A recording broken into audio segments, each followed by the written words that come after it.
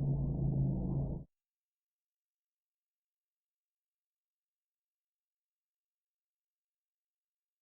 very good evening, friends.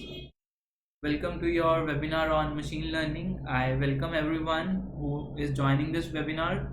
So, today's webinar is going to be pretty interesting and very useful for you guys. And the good thing is, we are going to start from the very basics, right?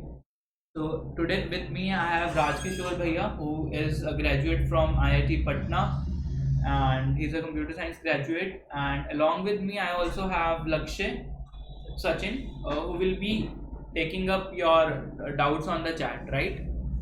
So he's a student from NSIT and he has done the machine learning course as well, right? So if you have, quickly let me know who all are joining and from which city, which college, so that we can make a better connect with you guys.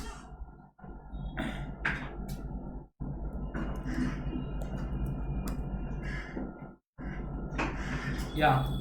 So Anirudh, Nishit, Anmol, Pulkit, Sanjay, Ashish, Soni. Alright, it's great to see you guys. Despite the exams, you are here to attend this webinar. I really appreciate your uh,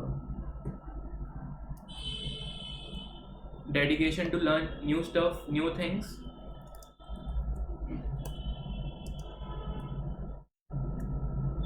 So quickly, let us do not waste any time.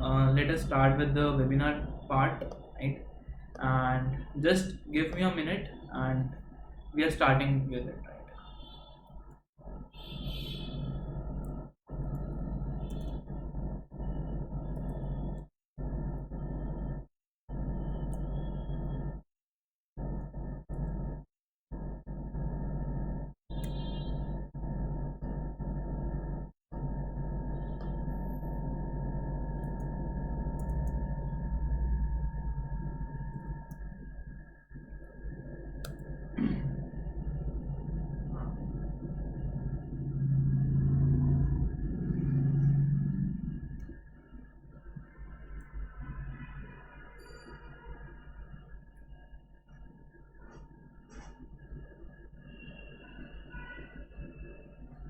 All right. So I can see there are people from China, US. All right, that's great. IIT, Triple IT Bhubaneswar. All right. DTU, Akshansh is there. Hi Akshansh. All right. NIEC, Manipal, PES. I have been to PES. Is it in Bangalore now? All right. People from BVP. Arunava, I'm good. So everyone is ready, all set. So let us start. Hi Ranadeep. I also belong to Jalandhar, right? So there is a before we begin, there are a lot of students who have joined us for the first time. So I'm giving a quick little bit introduction about me. I am a computer science graduate from DTU, and I have a passion for teaching. And presently, I'm working as a founding member at Coding Blocks, right? So I take up courses on algorithms, competitive coding, game development, machine learning, right? And been worked with SanDisk for a few months, and there is an interactive CV of mine, which is hugely popular among students and many countries, right? So this is a short introduction of me. Right? So what is the agenda of today's webinar? We are going to introduce you for beginners what is the concept of machine learning, how it is related to artificial intelligence. Then we are going to discover few interesting applications, and we are also going to talk about various approaches in the machine learning, that is supervised learning, unsupervised learning, and reinforcement learning. Right?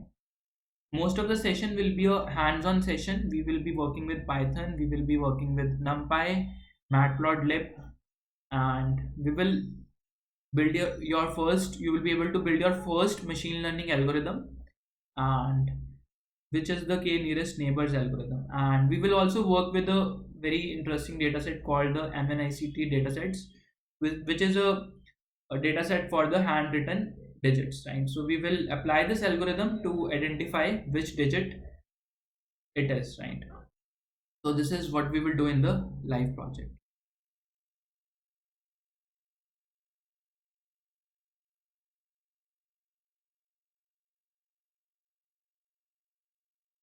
So machine learning, what is machine learning? So आजकल बहुत ज़्यादा craze है, बहुत ज़्यादा hype है.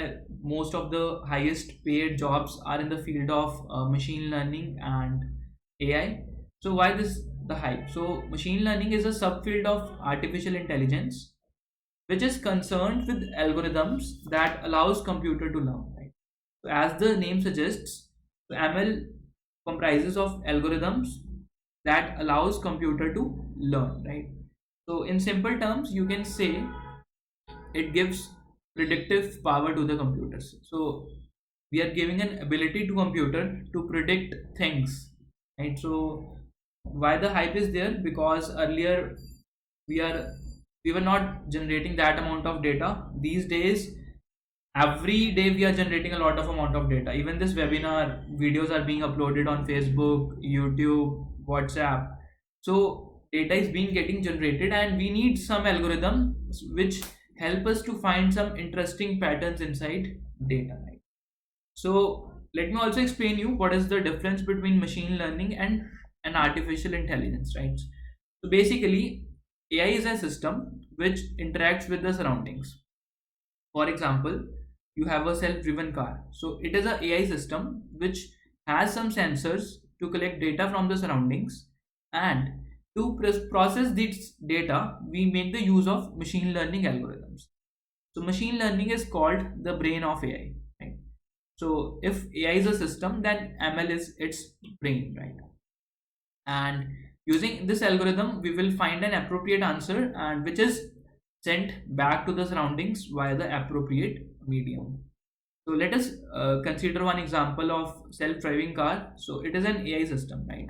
So what happens is there are sensors which capture data, and there is, let's say, some processing going on here, right, which gets images from the surroundings. And suppose there is a cow, right? So there is a cow in the front of the car, right? So what will happen? Our algorithm will know that this cow is an obstacle, right? This cow is an obstacle, and it will give a desired output. Let's say make the acceleration of the car -5, right? So it will give command to the system to stop down the car, to de-accelerate the car. So what is happening is there was some input visual data which was captured by the AI system. It was given to the machine learning algorithm for processing, and output is another data. Let's say it is a floating point value which denotes what is the required acceleration of the car to stop it in within 100 meters, right? So this is how these fields are interrelated. So ML and AI are closely related fields, right? So we are talking about the hype. So why the hype is there? Hype is because we are generating lot amount of data, right? So 0.5% of the data is ever analyzed. We are generating 300 hours of video on YouTube every day, right? Every minute, right? There are millions of messages on Facebook every minute, right? And it has been observed that in the last 2 years we have created more data than the entire previous history of human race, right? And the second factor is, earlier we didn't have the very strong computers. Now we have supercomputers, computers with exceptional processing skills. We are using GPUs to do the computation. So it is easy using very powerful systems to process large amounts of data. That's why machine learning has become the most relevant job of the 21st century, right? So it is being used in the industry. So here are a few interesting applications where it is being used. One is Google page ranking, you all know, right?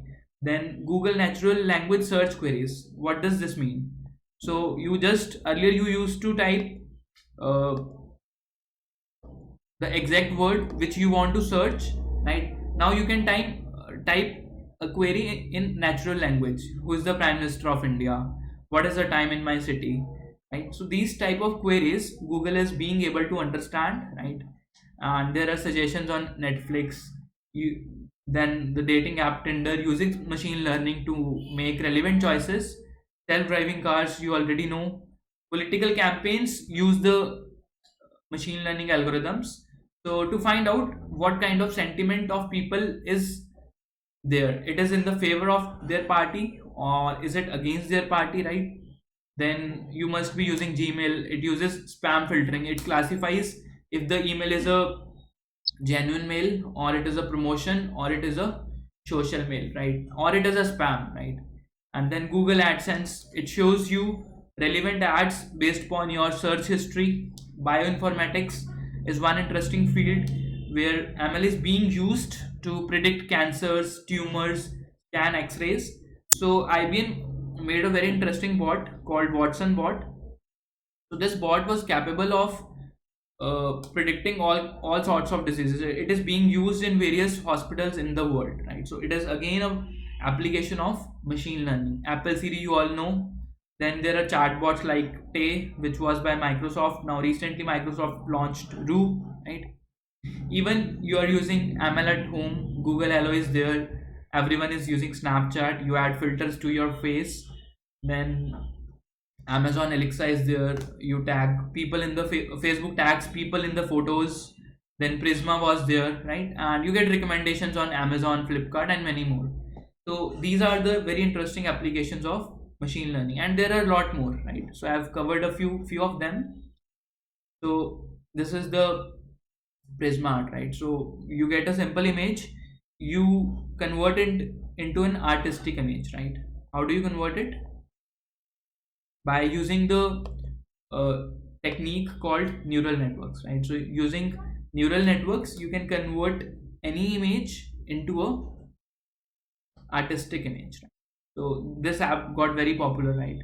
Then recently, Roo chatbot, everyone is talking about Roo, chatting with Roo, right? So it was a chatbot by Microsoft, right? And earlier Microsoft also launched Tay Tweets. It was a tweet bot. So what happened was that uh, it was based upon the learning by its own, right? So people started abusing it, people started making racist comments. So ultimately, this bot became racist, and it tweeted like this: "We are going to build a wall, and Mexico is going to pay for it." Right? So the bot became very racist, abusive. Earlier, it started as a humble bot, but people spoiled it, right? So Microsoft had to shut it down, right? And you can also do arithmetic on images. For example, here you have a image of a man with glasses, and there is another image of a man who is not wearing glasses. So if you subtract these two, what you will get? You will get the mask of glasses, right? So you will get just glasses, and you are adding it to the woman. So finally, what you will get? You will get a woman with glasses. This is also something which can be achieved using machine learning. Right?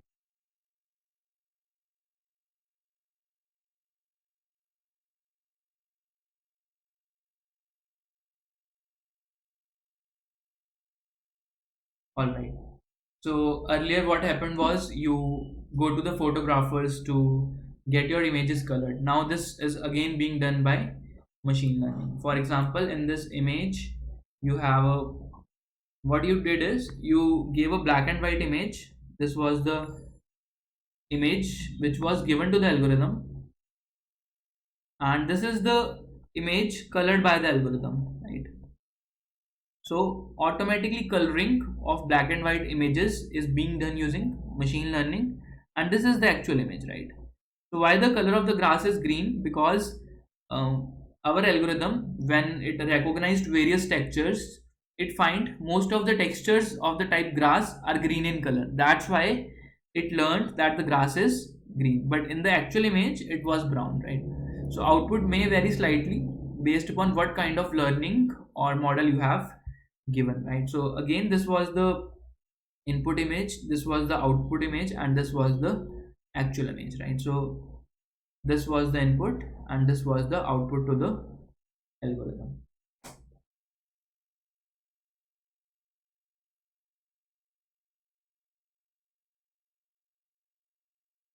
So very interesting application. Story generation. What you can do is you can give some images to your model and you can ask your algorithm to print a story about it. Can you make any guesses what kind of story can be generated on this image using a machine learning algorithm, provided it is trained on a the algorithm is trained on romantic novels, right? There is a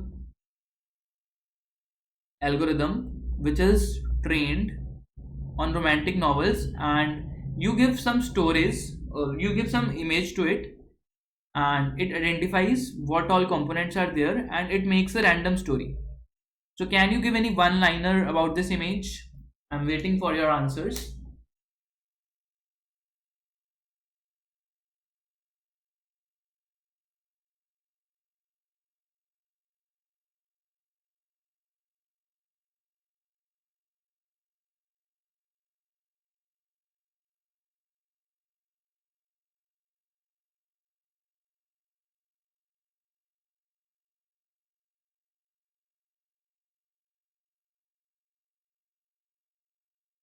Any idea? Any guesses for this one? I want your answers on the chat.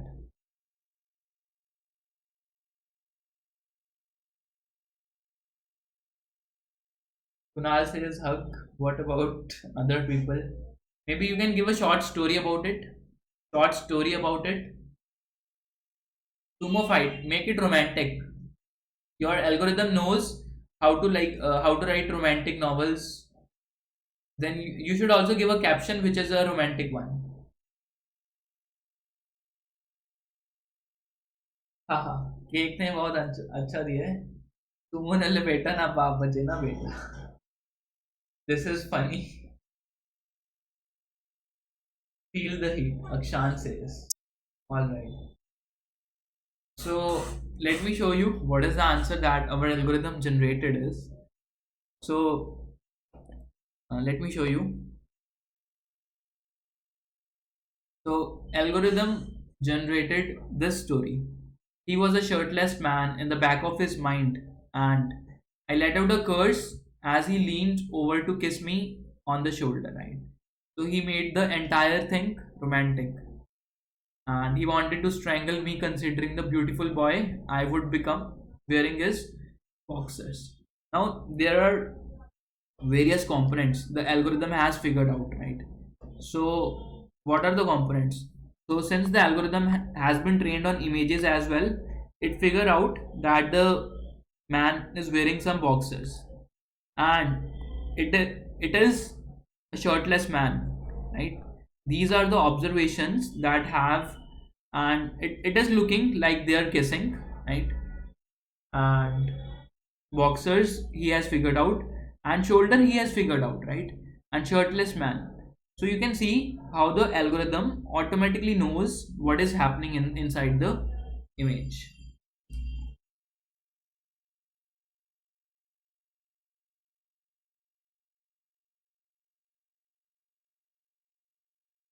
Haha. All right.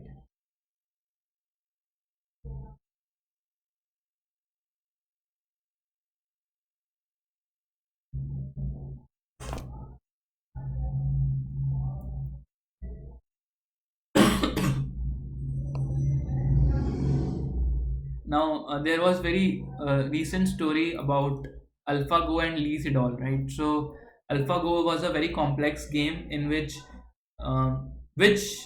was played by Google DeepMind AI, and it it won the game against the world champion Lee Sedol, right? So the number of moves in the AlphaGo game are of the size of number of atoms in the universe. But this game was played by an AI called Google DeepMind, and it recently beat the world champion who was Lee Sedol. So it was in the news few months back.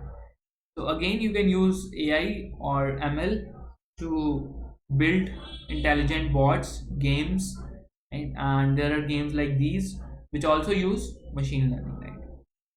Now let me come to various approaches in the machine learning part, right? So what happens is that there are basically three kinds of approaches we take.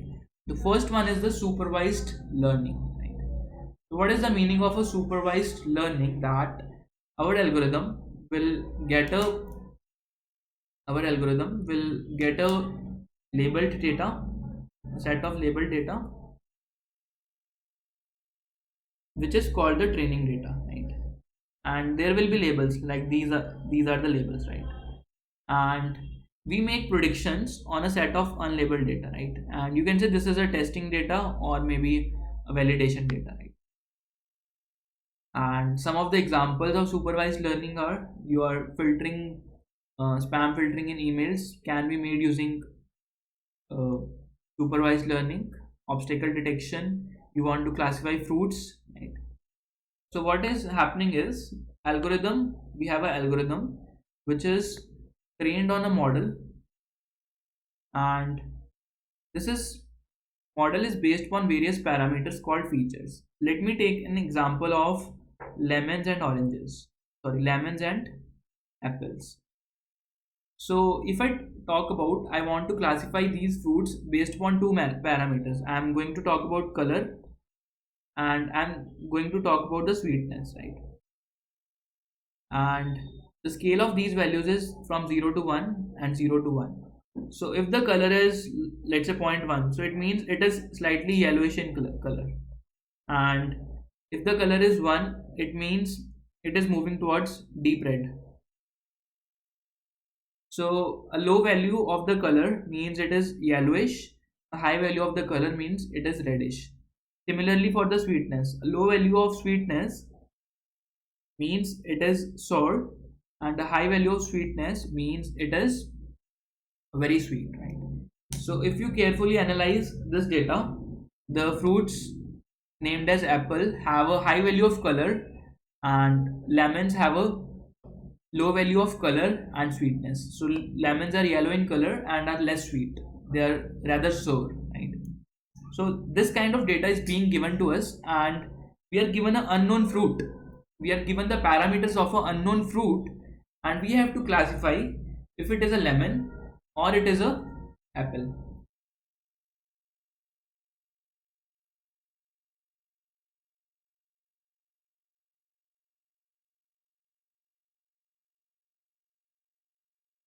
Right? So suppose I give you some fruit like this, zero point 0.4 and zero point 0.7, right? So the color it is a sour and the color is more reddish, right? So I can say that if it is reddish in color, the possibility of having the apple is more, right? And there could be an apple which is sour in taste, right? So our algorithm will be able to predict what kind of fruit it is. So we will be given parameters of the unknown fruit, right? So let me talk about unsupervised learning as well. Any doubts so far you can ask. So in unsupervised learning, you do not get a set of labeled data. Instead, the algorithm automatically extracts what are hidden patterns in the data, right? So it will try to extract the hidden information from the data. So if you plot a graph, let's say this is, let me take this on x-axis and let me take this on y-axis. So you will get points like this. So let's say this value is 0, this is 1, and there are points like this, and there are some points like this, low value of sweetness and color. So if you draw a boundary between them, you can say these are lemons and these are apples, right? So the task of algorithm is to figure out this boundary, and if I give you an unknown fruit like here, so it will try to find out, is this an apple or is this an lemon, right? We will implement this algorithm in this webinar, right? So before that, we have few more concepts to cover. Then there is a concept of reinforcement learning.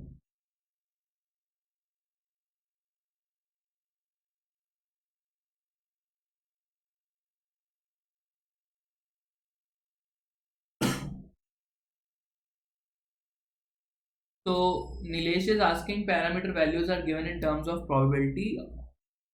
Nilesh, you can say this is a random value which we have taken, right? So it is not probability. The only thing is the range of values is between 0 to 1. You can take the values from 1 to 100, you can scale up, or you can scale down as well. Akash is asking which algorithm can we use to predict this.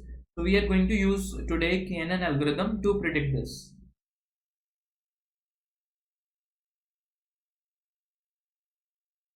Okay.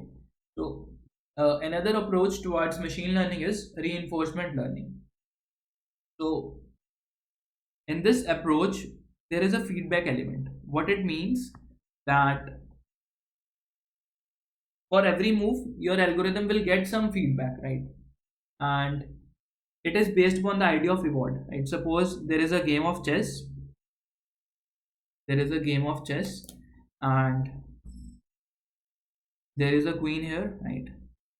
And suppose there is a horse here of the opponent, and there is a queen here of the player 2, right? So queen can cut the horse, so it will get a positive feedback, right? But suppose there is a another Radha here, I don't know what to say in English. Pawn, alright. So there is a pawn here which can cut the queen, right? So what will happen is, again in the long run it will get a negative feedback. So algorithm tries to play in various direction. It tries to learn from the moves that tend to achieve a maximum reward, right? So algorithm will move in a direction to achieve the maximum reward, right? And in the next game, after it has learned how to play chess or how to play tic-tac-toe or AlphaGo, it always tries those moves in the which led to successful results, right? So it remembers its history, and in the next game it will try to use those moves which led to successful results in the past, right? So this is the idea of the reinforcement learning, right? So what are the popular techniques used in the machine learning? They are k-means, clustering algorithm, then we have k-nearest neighbors, regression techniques, decision trees, naive Bayes, neural networks, support vector machines, deep learning. So these are the most important machine learning algorithms, uh, machine learning techniques, right?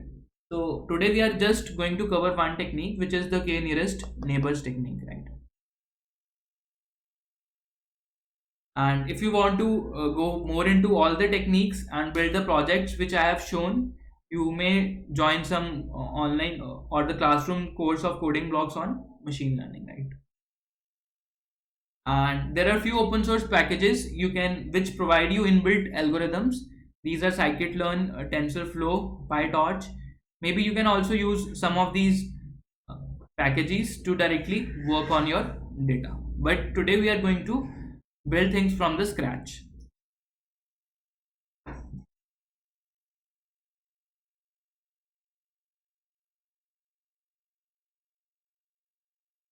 So what is the language you want me to speak? Are you getting the English, or you want to speak want me to speak in Hindi?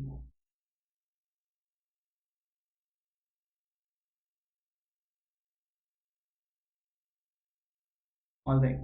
So to complete all the project work that I'm going to do today, you need to have a Python on your system installed. You can do it later after the webinar.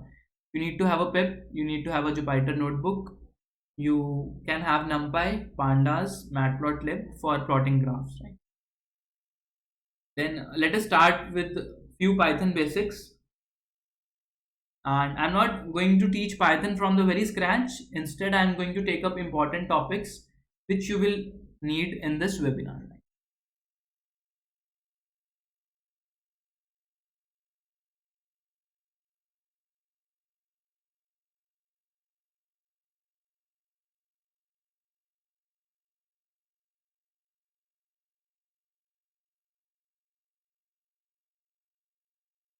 All right, so it is a 50-50 vote. So I will try to make things in English, right? So I will have few part in English, some part in Hindi. So let's start with. So हम Python basics की बात कर रहे हैं. We are going to talk about few important concepts of the Python. So let us start coding hands-on, right? So it now we are going to do something in Python, right? The first thing is the lists in Python. How do you work with lists? So lists are like arrays in C++, but the Python lists are more dynamic. They can have heterogeneous elements. So you make a list like this. So this is a list. It contains integers and a string, right? The next thing is you can print this list. You can simply call print a, and you can say this is the output. And let me talk about splicing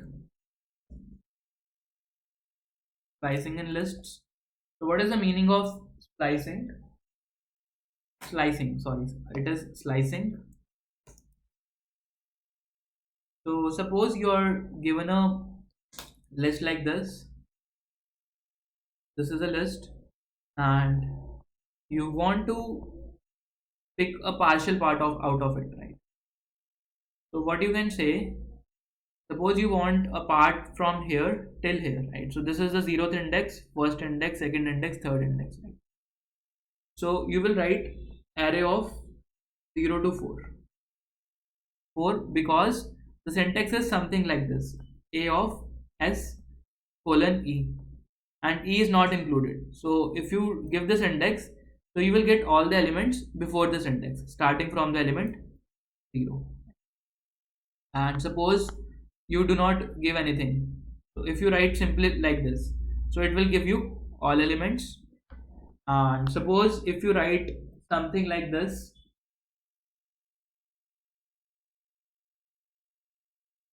let's say you write colon 4, so it will give you all elements in before 4, before the index 4 starting from the 0th index.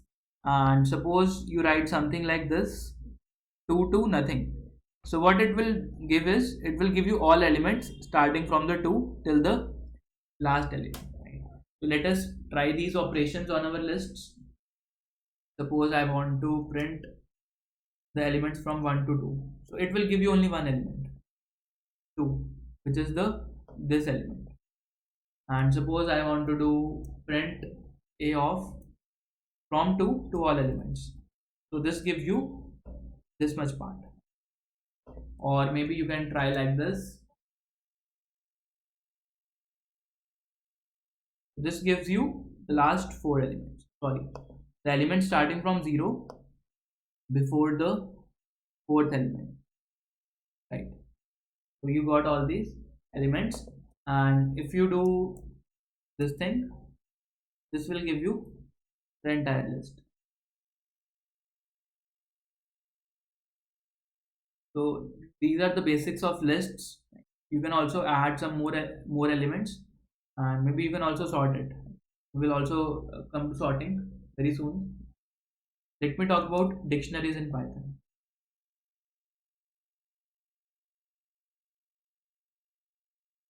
So dictionaries are like hash maps in C++, or maybe you can say JSON in JavaScript.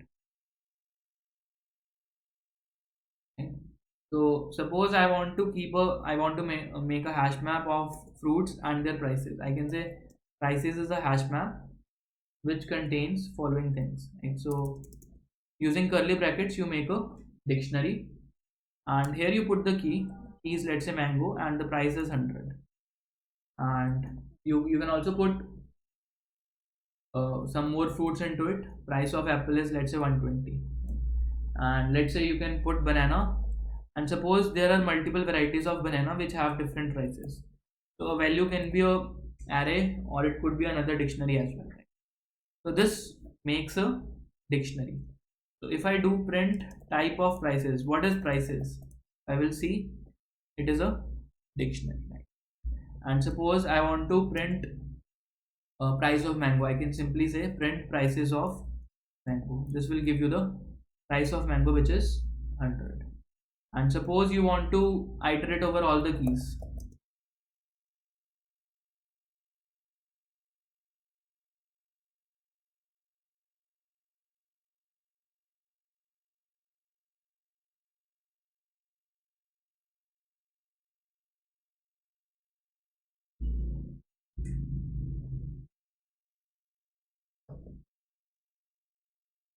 you want to iterate over all the keys, then what you can do is you can write like this: for, sorry, you can simply say print prices dot keys. You can say this, and let us run this part. So you will get the keys: mango, apple, banana. And suppose you want to print all the values, you can say print prices dot values, and you will get all the values here. So this is how the dictionaries work. Let me talk about loops. So you can have a while loop. Let's say I starts from 1 while I is less than equal to 10, I plus equal to 1, and you can do print I.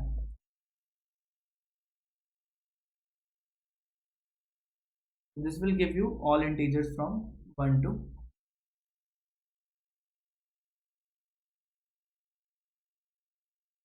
Then there is one very important function called the range function.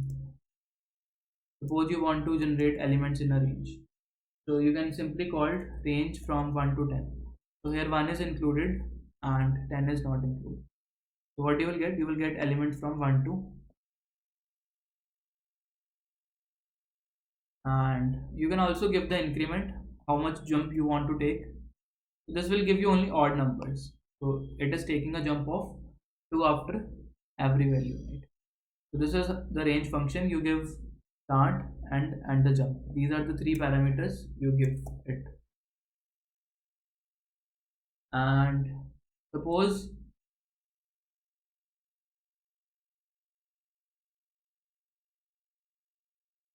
and you can also have if else conditions here. Suppose x is, let's say x is Python, right? So you can type if x equals to Python, then print yes, else you can say print no. So you can see the output is yes. Sayan is asking what idea is this? This is a Jupyter notebook. I'm typing, and you can just export your file into a markdown or into a web page. I'm using a style theme also. So this is about the basic Python which you need for today's class, and we are coming to some more concepts so let me talk about one last thing here. So let us talk about sorting and lists. So you have a suppose list like this: 5 4 3 1 2, and you can write sorted of A. What you will get is you will get a sorted list, or A equal to sorted, and you can simply say print A. So this will make the changes in A. And suppose you want to sort in the reverse order, then what you can do is you can say reverse equals to true. So there is an optional parameter reverse. If it is set to true, then the list is sorted in the reverse order.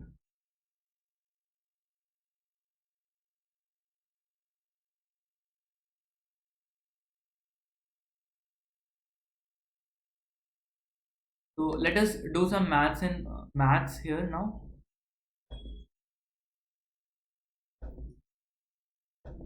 So for doing maths, you have a maths package here. You have a maths package. So like header files in C++, you have packages in Python, and you can import the packages, right? So you have imported the maths package, right? And suppose you want to compute a log, so you can say math.log 10, sorry, of 100, right? Log of 100 to the base 10, which is 2, because 10 square is 100. Suppose you want to find square root, so you can say math dot square root of, let's say, 5, or let's say 2. So sqrt is an inbuilt function which gives you the square root of a number. Similarly, there are a lot of other functions which you can check. So this is how you use a package. But when you import a package, it comes with a bundle, right? So package is like a box which contains lot of functions. But suppose you want to use only one function, right? Then you can also pick one function from the box. You can also pick a single function from the box. So packages are like boxes,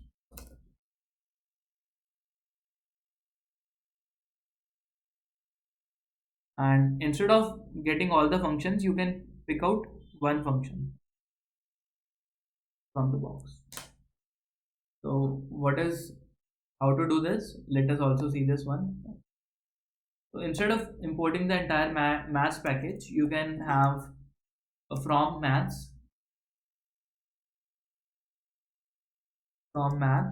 import square root. So this will give you square root function in your code, right? So suppose I write square root of 100 now, so I will get the answer as 10. And another thing you can do is you can give this function another name. You can write as sq. So now this function is being named as sq in this code. So if you write sq of 100, this again gives you 10.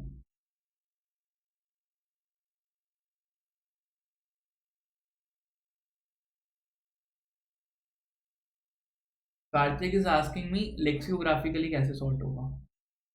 So there is something called lambda function which you can read. It is like custom comparators in C++. We can also build it, right?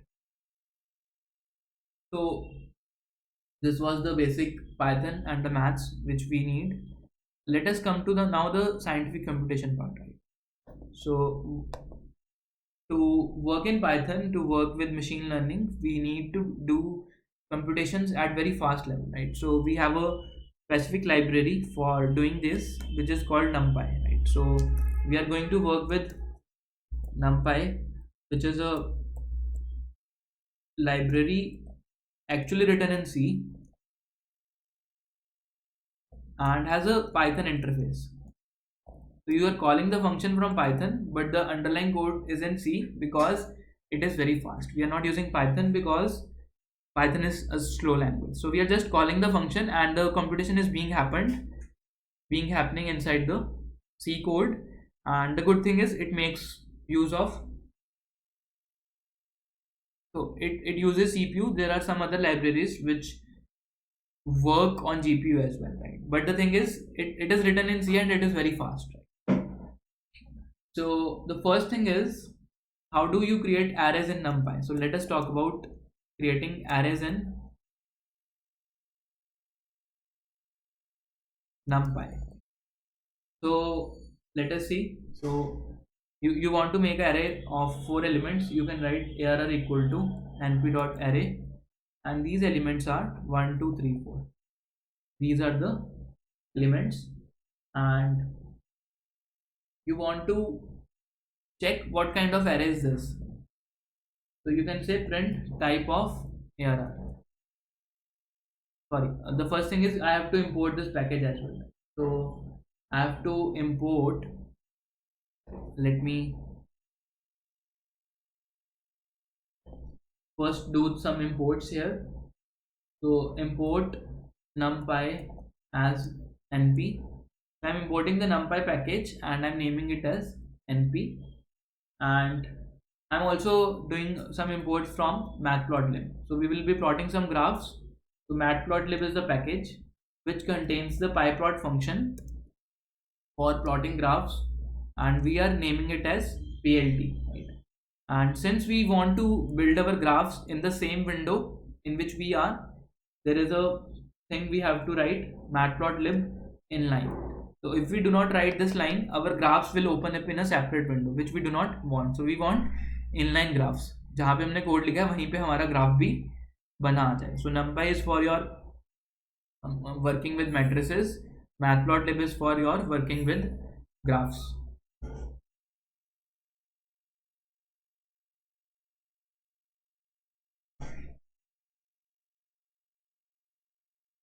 So let us run this code. Yeah, we have to run this one also.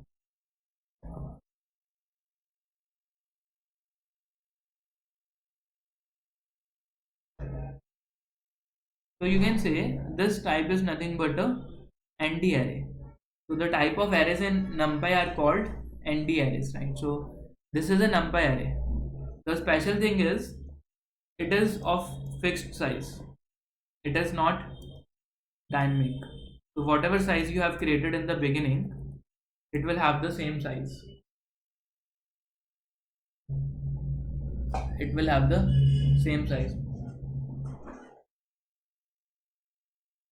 So you cannot change the size of NumPy array dynamically. So you have to create the size initially, right? Or you have to maybe create a new array of a bigger size if you want to add more elements, right?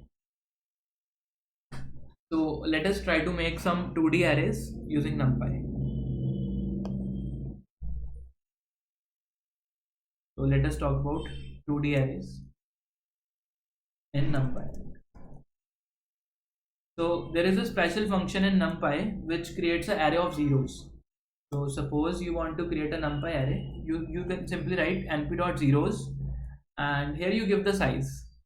So you give 4 cross 4. It will give you a 4 cross 4 matrix containing all zeros. Right? So this is a 4 cross 4 matrix and this contains all the zeros.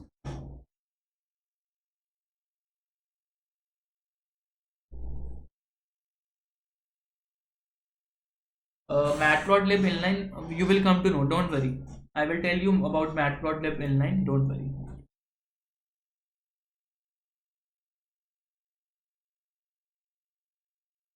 So suppose now you are going to do some operations on the 2D array and here I write, suppose I write colon and here I write 0 and this is equal to 2. So can anyone guess what this statement will do? It is a 2D array and I have to tell you how splicing works. So for the first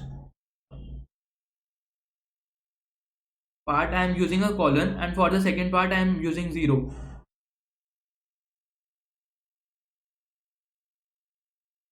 So any idea, any guesses what this will what change it will make to our array?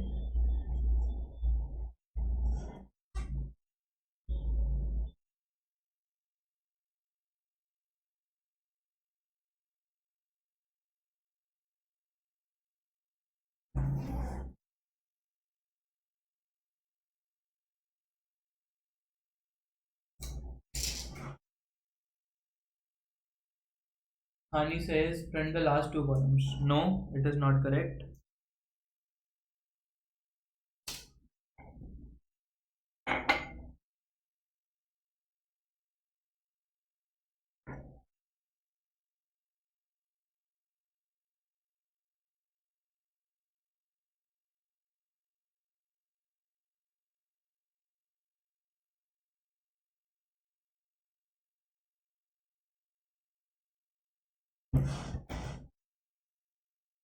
Yeah, so Rishabh has given the correct answer that this thing basically means we are talking about all rows. This means we are talking about all the rows and 0 means the 0th column. So it means the 0th column and it will make all the elements in the first column as 2 for all the rows. This is what it means, right? If I print A, so you will see all the elements in the first column are made 2. Suppose I write this thing for all the rows for the first row and for all the columns in the first row I'm going to put 3. So you will see that the first row is now containing all elements as 3 and this happened for all the columns. Is it clear?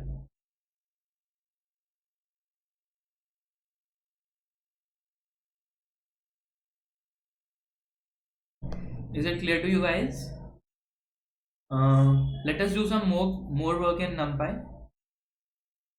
And now I'm going to talk about the functions which are unique and the argmax functions. Right? These are important functions in NumPy. Suppose I make an array like this. Array is a array which is a NumPy array, and this gets these elements.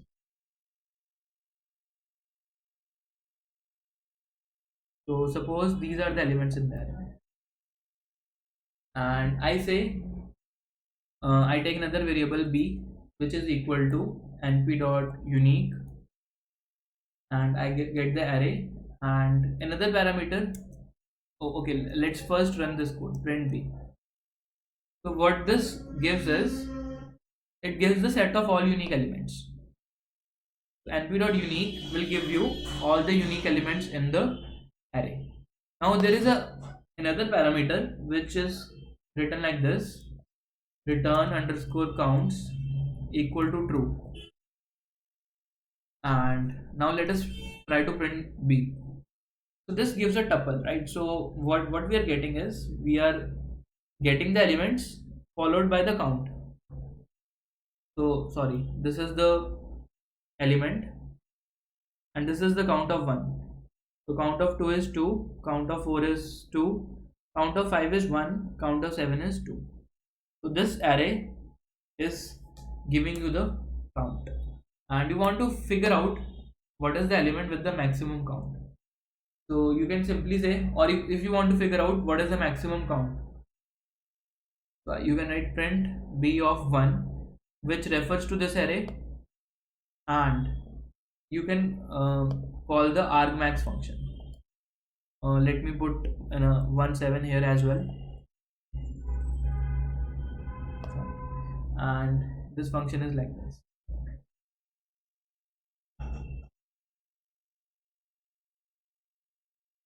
uh,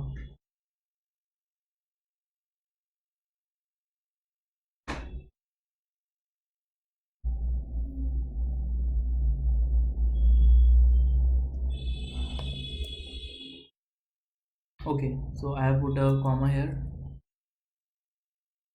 Argmax.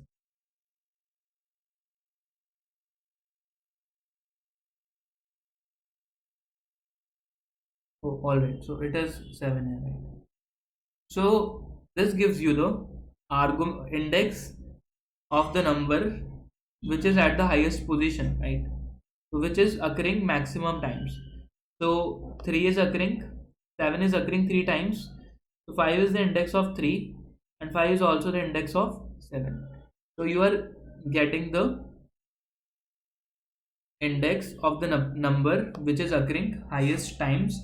And if you want to get that number, you can simply say, let's say this variable is nothing but answer, or you can say this is nothing but index, and you want to find out what is the number which is occurring highest times.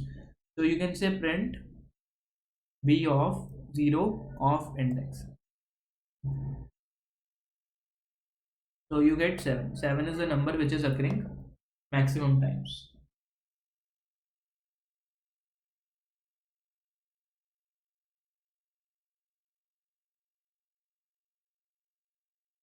Am I clear till now? Any doubts so far? So I will just repeat this much part. तो suppose आपको एक array given है जिसके अंदर numbers हैं कुछ 1 2 2 4 5 4 2, right? np dot unique क्या करेगा? एरे रिटर्न करेगा with unique element. So you will get array like this 1 2 4 5. These are unique elements. And एक और एरे मिलेगा which is containing the counts. So 1 is occurring 1 time, 2 is occurring 3 times, then you have a 4 which is occurring 2 times, then you have 5 which is occurring 1 time. So argmax क्या करेगा? argmax बताएगा इन numbers में से कौन सा number है जो highest है. So 3 is the number which is occurring, which is the highest frequency. So argmax इसका index देगा, right? So b of 0 of index, b of 1 of argmax तुम्हें index देगा, और इस इंडेक्स को तुम यहाँ पे देखोगे तो you will get the number 2, because 2 is the number which is occurring highest times.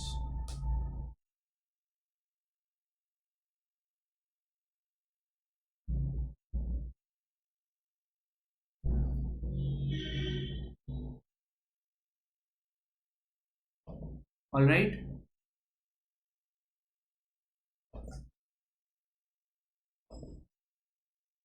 Now I'm coming to plotting graphs in Matplotlib, right?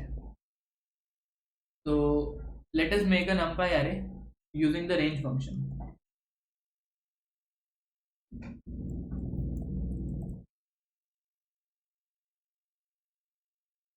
So हमने plot function import किया था, right? So what I can do, I can write plot dot figure 0. There is a figure in our code which has a id 0, and what I'm going to do, I'm going to plot the a function, right? So what is a? So a is a function like this. So a is a linear function.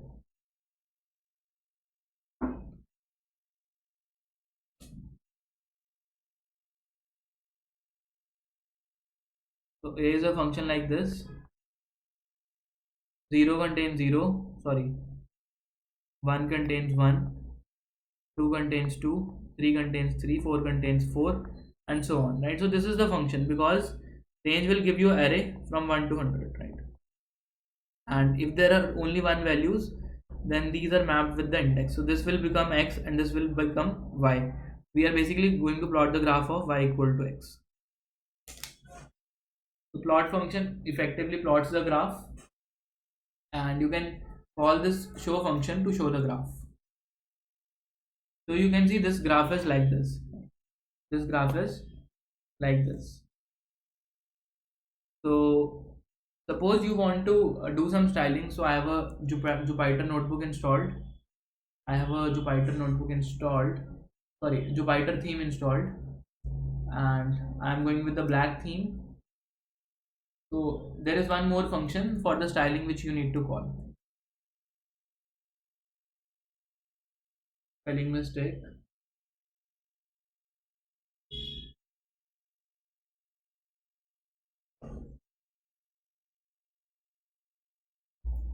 So now you can see this this graph is like this. This graph is like this. Suppose you want to plot another graph. You want to plot another graph, and let us try to plot another graph in the another figure. You can say plot dot figure 1, and you can say plot dot plot. This means basically the square, and I say color of the line should be green.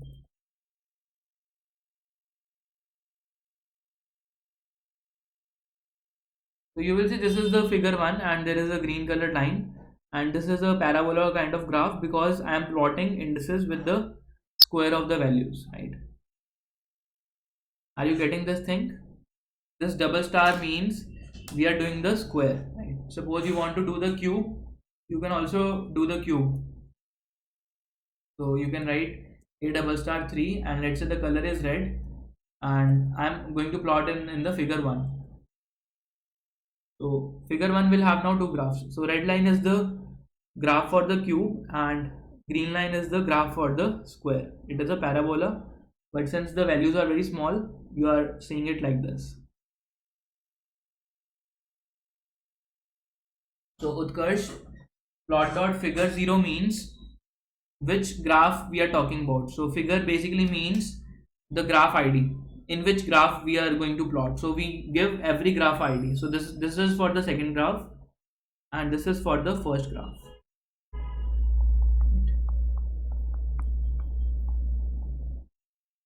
So if you do not write this line, then all the three graphs will be plotted in the first graph.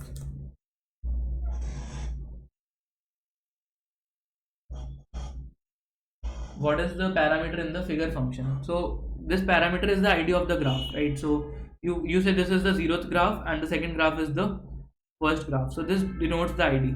Maybe you can give some other ID as well. It's totally up to you. Maybe you can give 5 or 7 or 8 or something.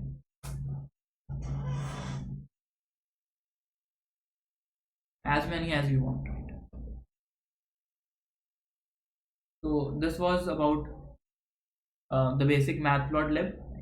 We can what we can do, we can also make some scatter plots. अभी के लिए जो हमने graphs बनाए हैं, these are continuous, but we can also have some discrete values in the graph. These kinds of graphs are called scatter plots. So let us look some scatter plots. So suppose I want to have a random array. So NumPy gives you a random class with a random function, and you can create a 10 cross 2 array. So 10 cross 2 basically means the dimensions of the array, right? And this will have random values between 0 and 1, right?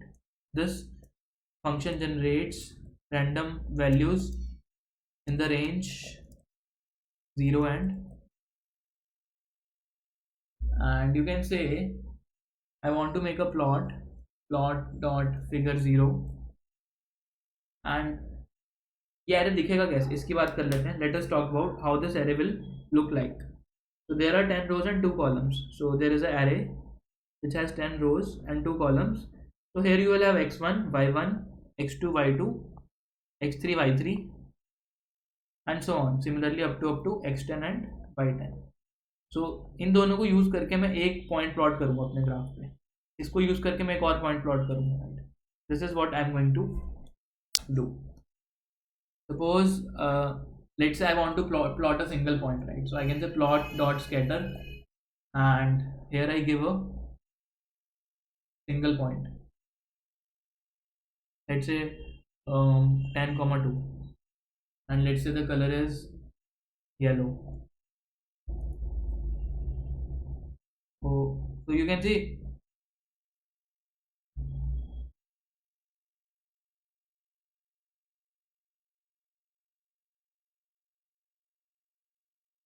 I think this should be given as a NumPy array.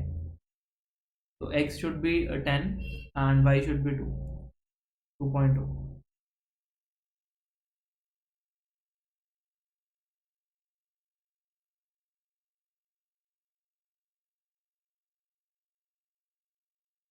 Okay. So this is how the graph looks like. Suppose you want to plot all these points. So all these points in this range you want to plot. So you can write array for all the rows.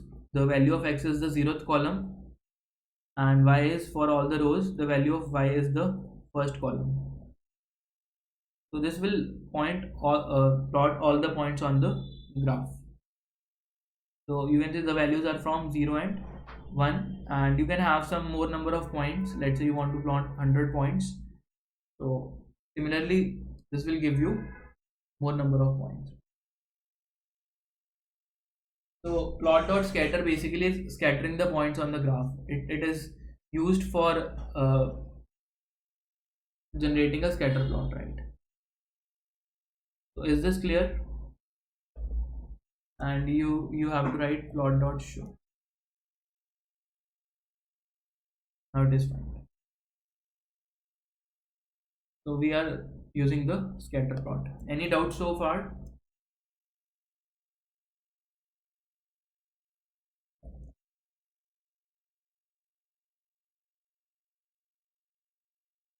Plot.scatter basically gets a list of all x coordinates, list of all y coordinates, and it maps, plots a point on the graph at that x and y, right? If you want to see this array, you can print arr, and these are basically the points x and the y coordinates which we are plotting on the graph. So there are 100 points and this is the graph we are plotting.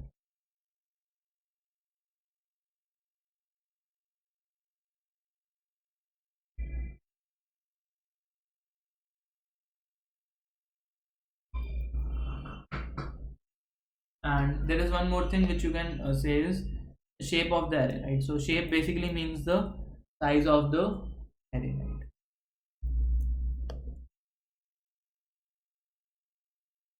So in the first line you will see that the size of the array is 100 comma 2. So 100 rows, each containing 2 coordinates x and y for each point.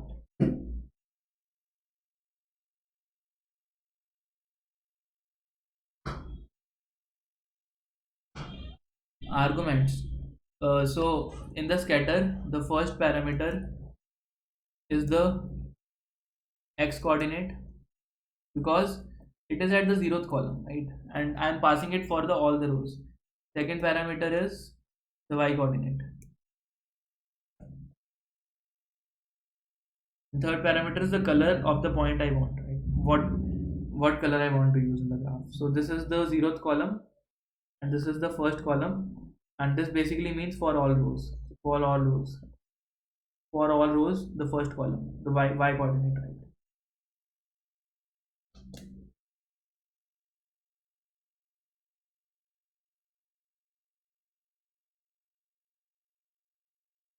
Uh, any doubts so far?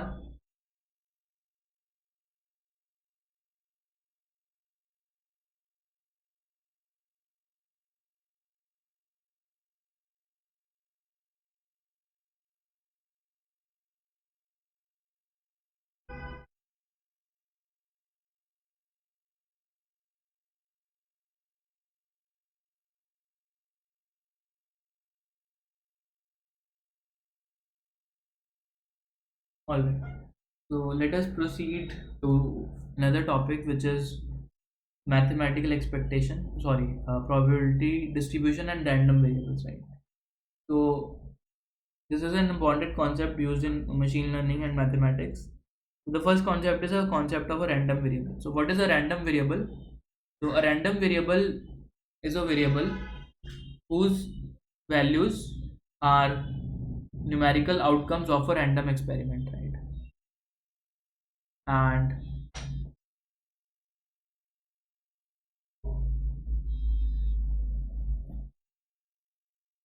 just give me a minute. You can go through this. I'm giving you 2 minute break. We will start, right? So let's have a 5 minute break and we will start from here, right?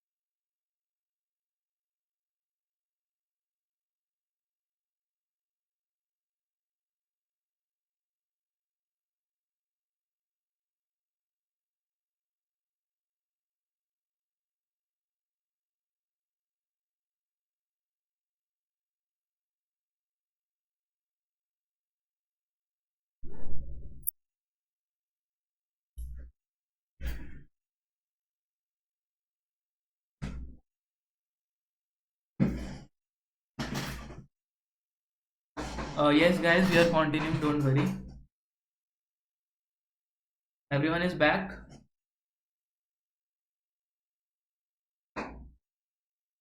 We are continuing.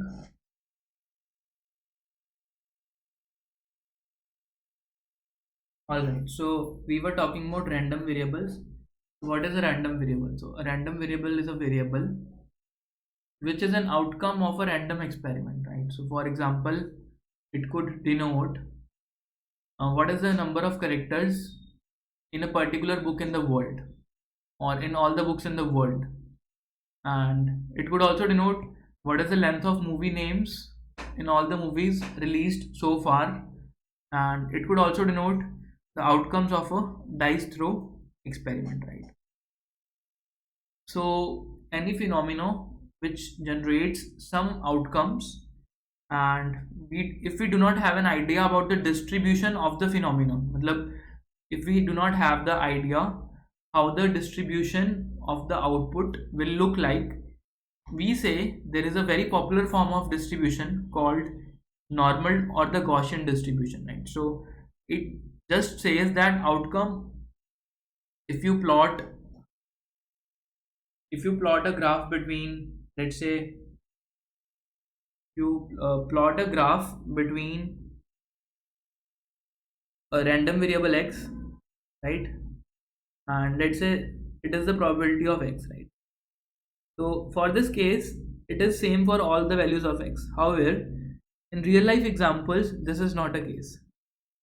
So in the real life example, suppose you are plotting a graph, then it will have a shape like this, right? So this is also called a bell curve, bell like shape, and this value where the probability of x is maximum, it is called the mean value, right?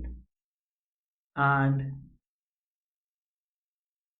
this part basically is called sigma, which denotes the deviation of values from the mean value, right? So if you have a graph like this, right, so it says the deviation is more from the mean. If you have a graph like this, it says all the values are concentrated near the mean, so you have a less deviation here from the mean, and here you have a more deviation from the mean, right?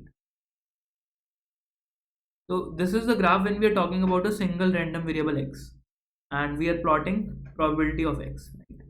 Suppose there is a, let's say, database of movie names, right? So I'm talking about let's say x is a random variable which denotes the length of name of a movie, right?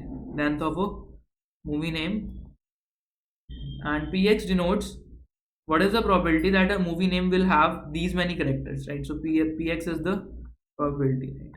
So if you say, then if you consider all the movies made in the world, then very few movies will have very short names. Most of the movies will have some average names, and very few movies will have large names, right? So you can say that the distribution will be centered around a value called mu, and you can also figure out how what is the standard deviation using the formulas, right? So sigma is nothing but summation n minus xi minus mu. Sigma square is nothing but summation xi minus mu upon n. This is the formula for the standard deviation, and variance is nothing but it is root of sigma, right? This is the variance. So these are the parameters which we are going to use.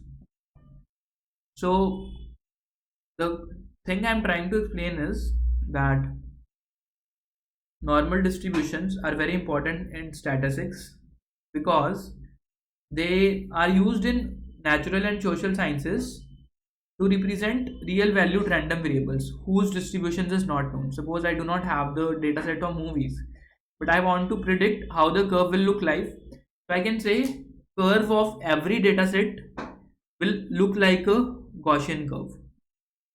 Normal means it is the most general form of the distribution, right? So this is the distribution that most data sets follow.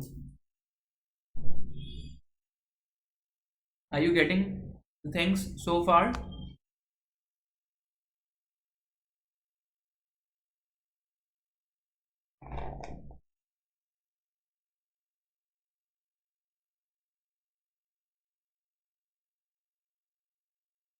Sometimes instead of talking about normal distribution, we also talk about standard normal distribution. So what is the meaning of standard normal distribution? Suppose you have a distribution like this, which is having a mu of, let's say, 10, and it is having a standard deviation of 2.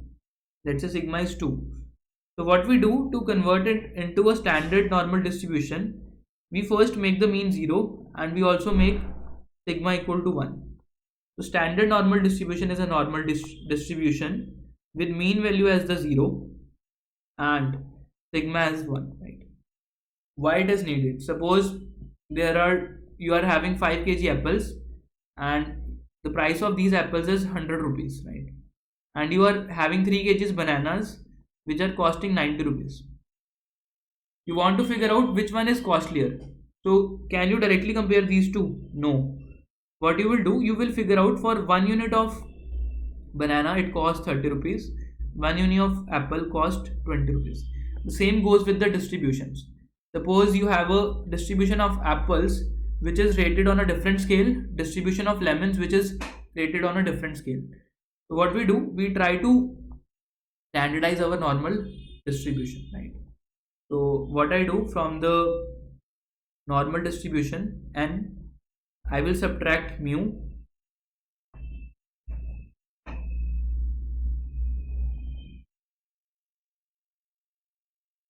So from the all the values I have subtracted mu, so this graph will shift to the left to the origin, and by dividing it by the sigma we will get a standard deviation of 1. So it is basically the shifting factor and this is basically the scaling factor. This is the formula for the standard normal distribution. U is the mean, right? U is the mean. So U is the mean and sigma is the standard deviation.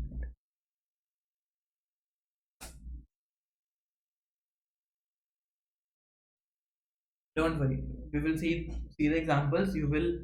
Uh, uh, you will be able to get it right. Now it's time to talk about multivariate normal distribution.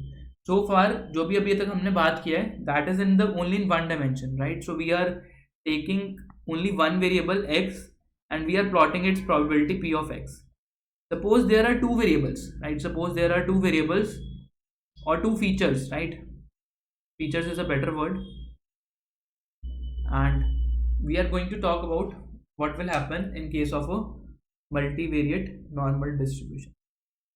So let me show you.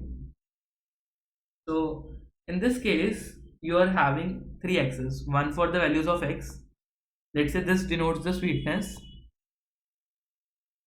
this denotes, let's say, color, and this z-axis gives you the probability px, right? So it will be a three-dimensional bell curve.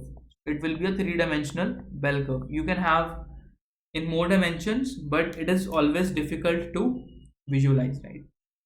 So suppose I want to plot a graph of apples, right? So if I plot a graph of apples and their sweetnesses, so you can say the graph will look something like this. We have already plotted the values and you will find out more values are concentrated near the mean, right? Because most of the apples are similar in nature and there will be few apples which are kind of outliers or lying in the outside region. So you can say the probability density is maximum near the mean. So this is what it denotes. It denotes the probability increases near the mean and goes down as we go away, right? So as we go away you won't find any apples, right? As we go away from the mean you won't find any apples here.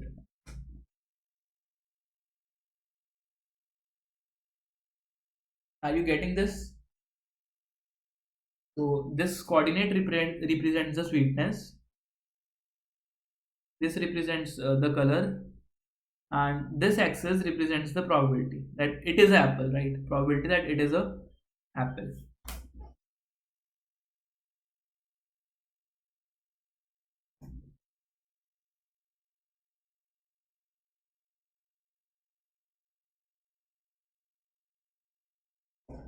So Nilesh is asking how many features can be taken. So basically in machine learning we talk about n features, right? So you can visualize this curve for two features, but for n features it becomes a ND space which is difficult to visualize. Let me know if you face any doubts so far.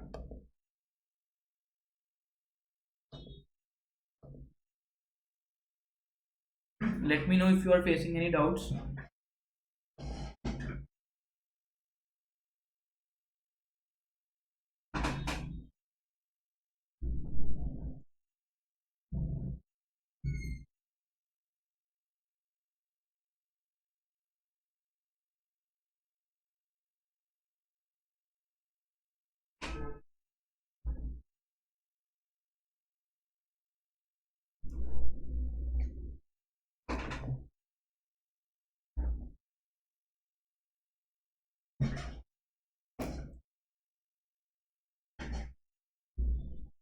Nilesh says will be dealing with n dimension. Yes, why not?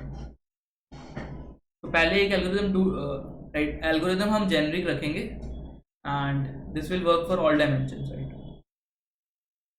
So let us talk about this algorithm, KNN algorithm.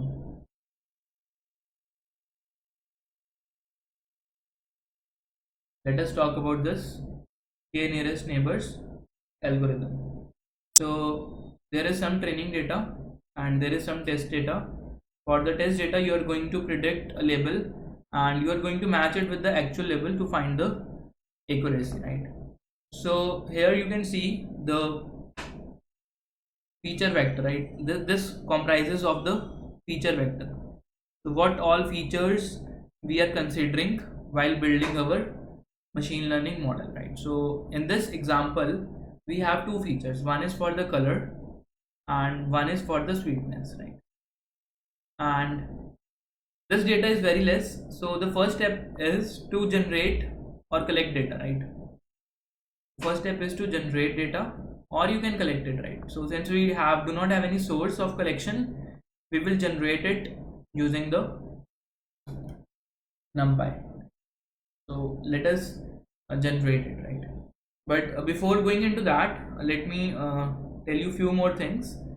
That if you have this formula of sigma, this is valid for only single dimension, right?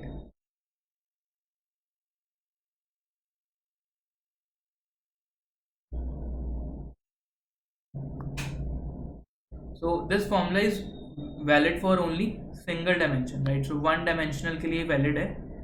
If we talk about more dimensions, what we do? Suppose we are talking about two or more dimensions. So we build a matrix called a covariance matrix, right? So we are going to have a covariance matrix for x and y, right? So this covariance matrix is going to be of this form: sigma xx, sigma xy.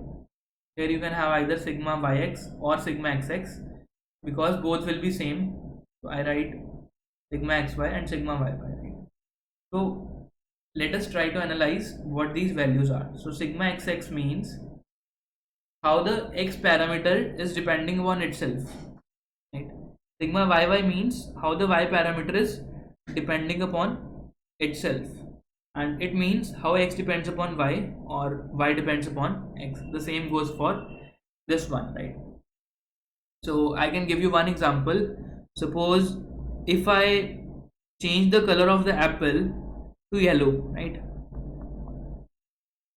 So what is the possibility that the fruit will be turned into a lemon, right? If I say, sorry, yeah, so if I change the color of apple to yellow, what is the possibility that its sweetness will reduce? This is what it means, right? Sigma xy. So if I am changing the color So if the y parameter is not changing, then we say it is 0, that these two variables are independent of each other. These two features are independent of each other. But if you change one feature, the other one gets affected to some extent, or maybe to a large extent, then this sigma xy is going to have some value. This sigma xy is going to have some value. So sigma xx, you know, sigma xy is known to us. Sigma yy you also know, right? If I increase the value of y, so what will happen in the graph, right? So we will try to make things simple. Let me go show you the code, then we will discuss more about this, right?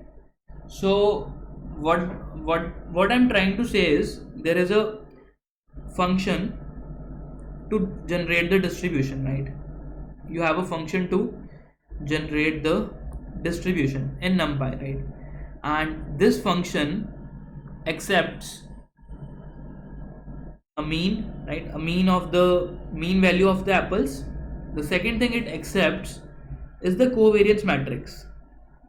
This matrix can be a 2D ND covariance matrix, and the third parameter it accepts is the number of points, right? So what I'm going to do, I'm going to say generate a distribution which has the following mean and it follows the following covariance matrix relations, and generate these many number of points. So we are going to generate some data for our work, and suppose the points are looking like this, right? Suppose you are generating some points like this. So the mean value will lie somewhat here. There will be a standard deviation, right, which we can compute using this formula, right, or the covariance matrix we had given. So we will use covariance matrix and the mean value, right? This I have already told. Number of points can be any value. How do you compute the mean, right? So mean will be a 2D vector. Suppose this is x-axis and this is y-axis. So you will compute a mean like this. So it will be a 2 cross 1 vector mu. So you will have a separate mean along x-axis and you will have a separate mean along y-axis. And so this is the mean point. Let's say this point is 1 and this point is also 1. So mu can be written as 1 comma 1. Right?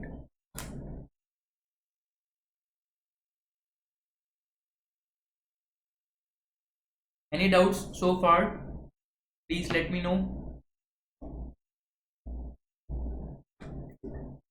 Now let us write the code. Right? This is the interesting part. You will see things happening here.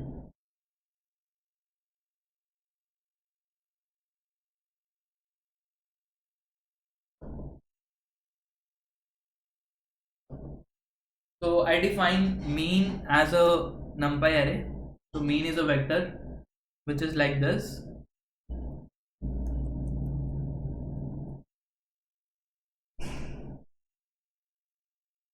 And I have suppose a covariance matrix which is a 2D matrix like this. So it is an array of arrays.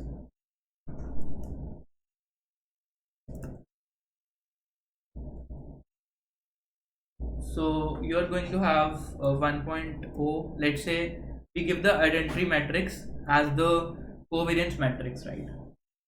And this is 0 0 and 1 1. This is nothing but the 2 cross 2 identity matrix. So we have put the value of sigma xy as 0. So let us say this is my covariance matrix. Then I will call this function to generate some data points, right, which follow these properties. Let's say I have a distribution 1 which follows these properties. So I'm going to generate random points, and since it is a multivariate distribution, so the function is multivariate normal. This accepts the mean, this accepts the covariance matrix, and this accepts the number of points you want to make. And suppose you also want to plot them, right? let us print the shape of this, right? So let us print the shape of this matrix also. So it says 200 cross 2. It means there are 200 rows and each row contains some x and y's, and you can also print this matrix like this. So you can see these are the points and you can try to figure out the mean. It will have the mean as the value which we have given, right? So from the mean and the covariance we are generating a distribution, right? Ribhav, you can use Jupyter notebook.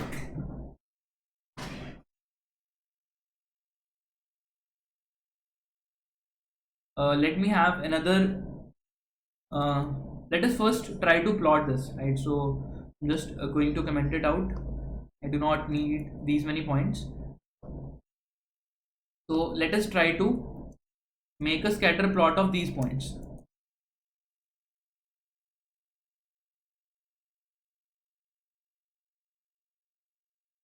So I can say plot dot figure 0. I am making a graph with id 0, and for every x in the range,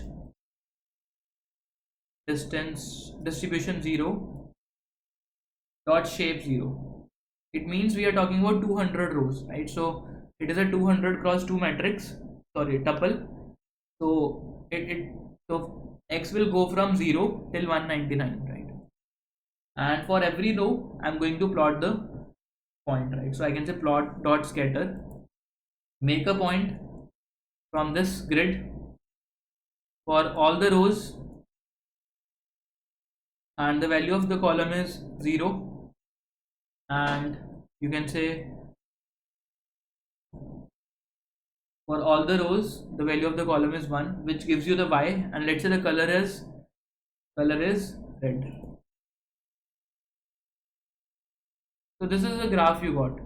All right, you should write plot dot show as well.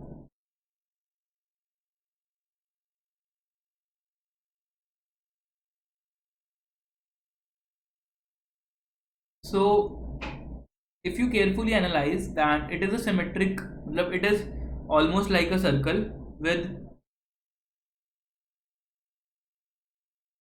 mean centered somewhat here, right? So mean is about this point. Can you see this? This is why, because we have given in our formula that mean should be this point, the mean value should be like this, and the points should be scattered around this, right? And if x is increasing, then y is not getting affected, and if y is increasing, x is not getting affected, right? So since identity matrix is a symmetrical matrix which we have given for the covariance matrix, so this plot will be look like a circle, right? This plot will look like a circle, and there is a bell-shaped curve here because more number of points are concentrated near the mean value as compared to the points outside our boundary, right? So as you go away from the mean, your number of points decrease, right? So you can say most of the number of points are concentrated in this region, and this is the mean value, right?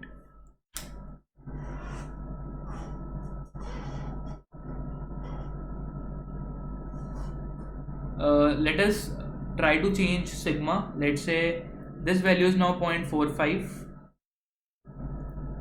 and this value is also 0.45, right? And let us try to generate our graph, right? So what you can see, so observation is I have given the value of sigma xy as 0.5.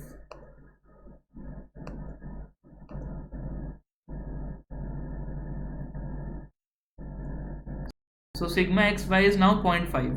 So you can see it is becoming quite elliptical, right? Quite elliptical, and you can say it is along this line. So it means a positive increment in the change of x will lead to a positive increment in the value of y. So you can say earlier the points were like this at this region, but as the x is increasing, the y is also increasing by some factor, right? This is the idea of sigma xy. And you can also keep it minus 0.5 So that means a negative correlation. So increasing x will reduce the value of y, and you will get elements along this line.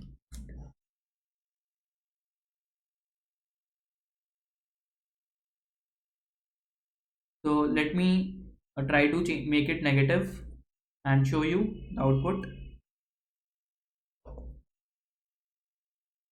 So you can see a positive increase in value of x has led to a decrease in the value of y. This is the meaning of when sigma xy is negative.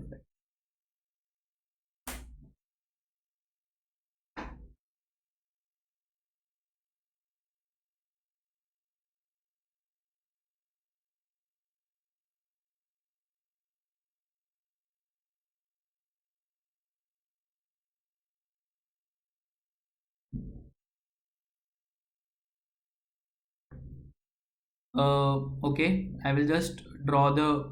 Okay, I will take one more distribution here.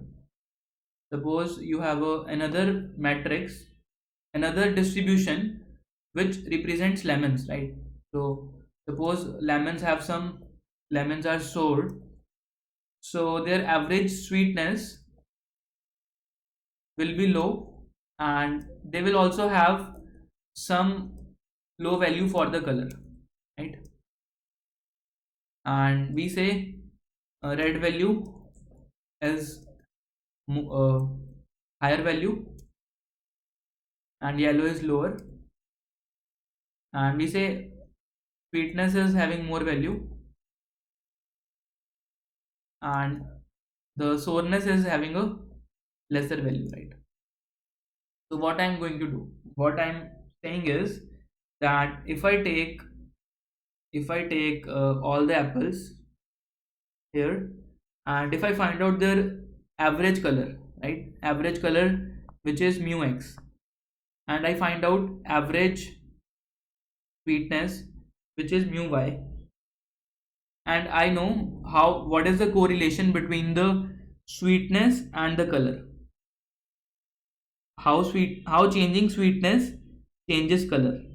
So this relation to is depicted by sigma xy, how changing the value of sweetness will also change the color. So in case of apple and orange lemons, I can say sigma xy could be 0 if these factors are totally independent. Suppose if you have yellow colored apples which are sweet in taste, then this factor might have some low value, right? But if you observe that changing sweetness affects the color a lot, then this sigma xy will have a more value, right? So what I did is I took this for apples and plotted the graph. So this data was not given to me. I assumed some average values and I got these points. I generated this data randomly. That's what I'm going to do here. That's what I'm doing here.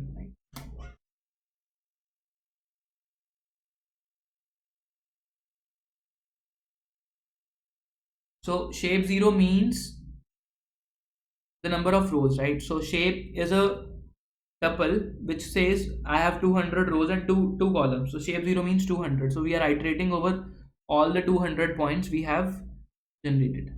So let me write one more distribution about lemons. Let's say I have some mean and I have some covariance, right? So let's say the mean is now 0 and -1. Let's say the mean is 0 and let's say the y value is -1, because it is source, so I am giving it a negative value. It is sweet in the negative sense, and I'm going to have a covariance matrix for lemons as well. How changing the color of a lemon will affect its sweetness. This is the meaning of covariance matrix for the lemon. Let's say it is something like this. Let's say this factor is 0.45, right? And let's say this factor is 0.5, and let's say this factor is again 0.5, and let us say this factor is 0.6. So you can have various values for each factor, and using these values you are going to generate 200 points, right? You can say np dot random dot multivariate underscore normal, you are going to have mean 0 to covariance 0 to, and you are going to plot 200 points. uh,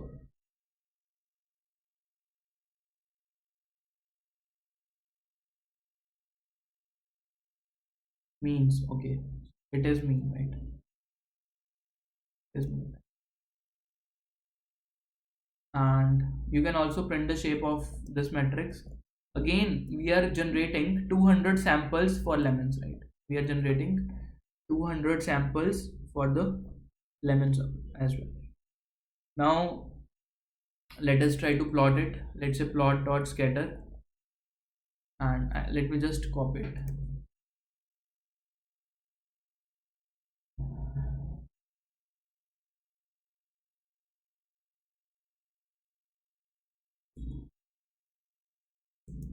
Let's say the color is yellow. Let me know about the feedback. Are you getting the stuff or not? So in the graph, I have plotted lemons and apples, right? So the values of lemons are concentrated like this. The values of apples are concentrated like this. This elliptical or the circular shape is fixed by sigma xy, right? And let us try to change the mean. Let's say the mean is now 0. The mean of this is, let's say, 0.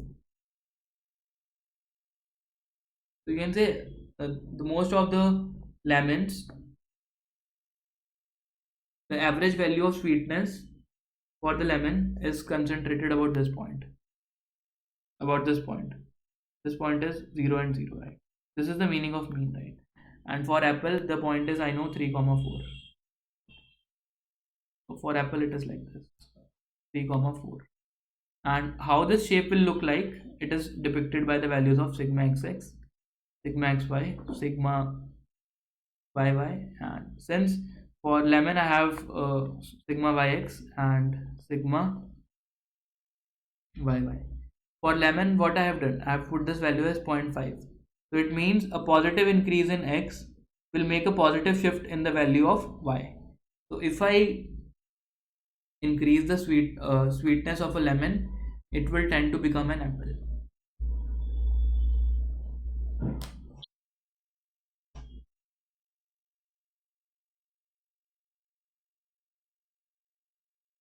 All right.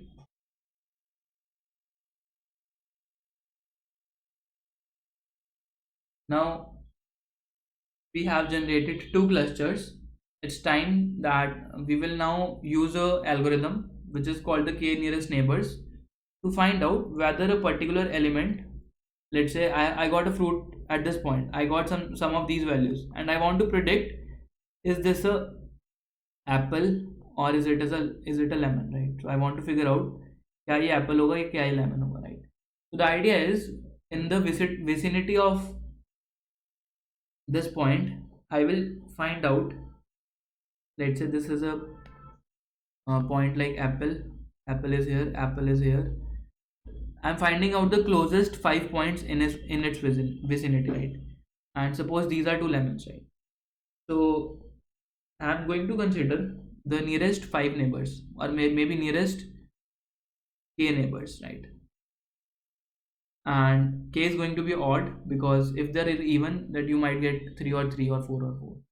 And if you think that number of apples is 3 out of 5 and numbers of lemons is 2 out of 5, so the probability of this fruit being apple is higher, right?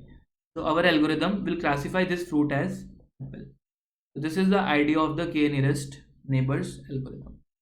Let me know if this idea is clear to you.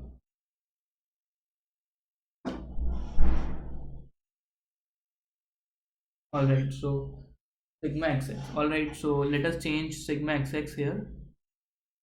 Let me make it 1, right?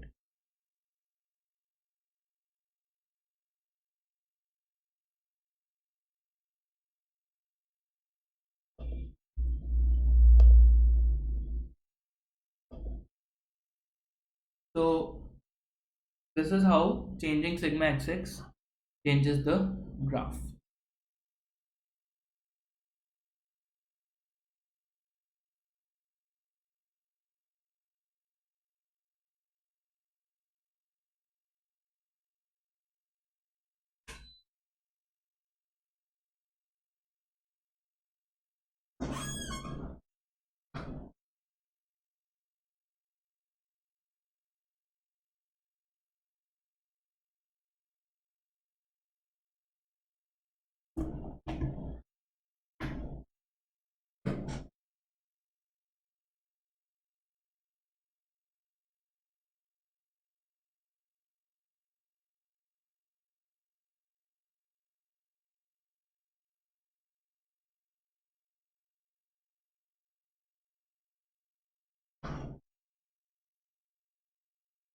All right, should we proceed now?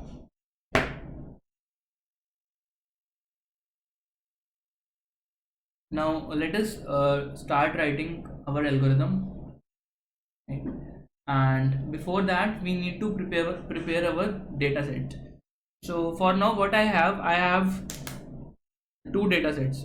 I have two data sets, one for apple and one for lemons, right? So these are two different data sets. So the first task is to prepare a common data set. Prepare a common data set which contains both apples and lemons, right? So you have x, y, and you have the label, right? So you have some value, it is apple, maybe you have some values, and after which you have some lemons, right? So the idea is to make a common data set using by combining these two. So let us try to make a common data set for these. So what I'm going to do, I'm going to have training data preparation, right? I'm going to do training data preparation. Then suppose there are, how many samples are there? There are 400 samples, right? So there are 400 samples, 200 for apples and 200 for lemons, right? And let's generate a NumPy array which is an array of zeros of the size 400 cross 1. So labels basically denotes the column of labels, right? And I am putting all the labels starting from the 200 till the last as 1. So it means it is the second fruit, right? So what I am going to do, I am having 400 rows. This is a data matrix and there is going to be label matrix, right? The first 200 values are going to be apples, so all the labels will be 0. The next 200 values are going to be lemons, so all the values are going to be 1. So these values are going to be 1 and these values are going to be 0. So this will give you a common data set. By using these two, you have the training data, you have the labels for the training data. This is what we want to generate, right? So since we know we cannot have, so let me try to generate an array of zeros which is of the size 400 cross 2, right? So it is a array of size 400 cross 2 because we have 400 samples and each sample has 200 features, right? In the first 200 rows I am going to put the data of apples, which is nothing but the distribution 1. In the next 200 rows I am going to put the data of lemons, which is nothing but the distribution 2. So this will combine both the data sets into a single data set. So if you want to see how this looks like, you can say print x arrow data, sorry, x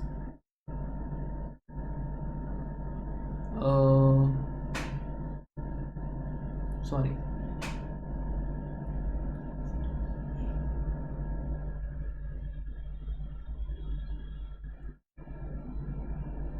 okay, zeros, right? So you got all the 400 samples in a vector, right? You can also print the labels. You will see the first 200 labels are your apples and the following are your lemons, right? So after this you can also see labels, right? Yeah, so these are the labels, right? Labels matrix.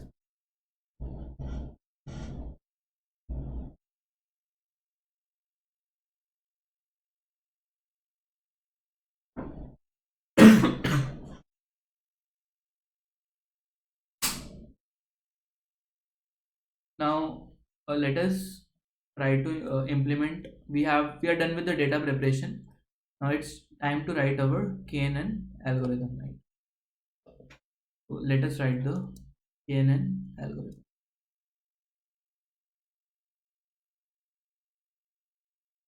Finally, right?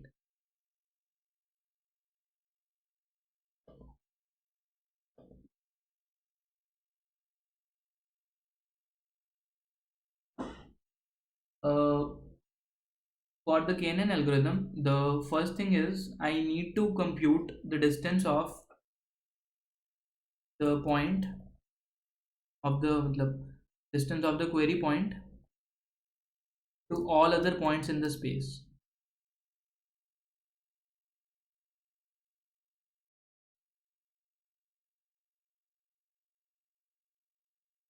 So this consumes O of n time for every point, right?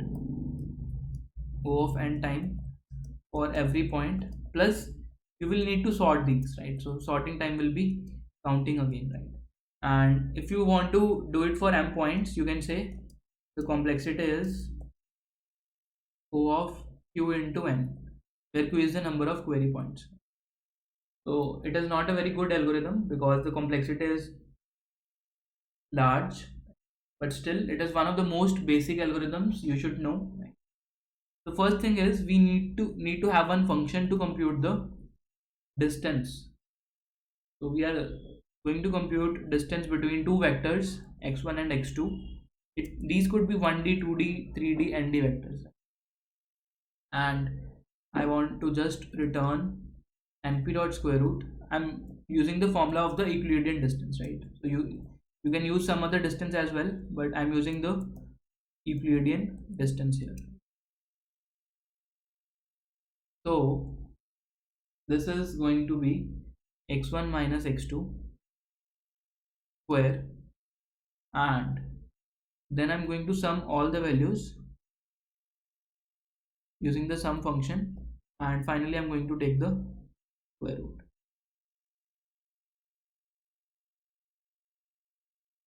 So what happens is x1 is a vector. Suppose x1 is a point, like x1 is, let's say, 0 0. It is a 2D vector. X2 is nothing but, let's say, 1 comma 1. So what is going to happen is it is going to do 1 minus 0 square plus again 1 minus 0 square, and it is going to take under root of all. So it is going to be root 2, which is 1.14. Let us see. Uh, let us print the distance of these vectors.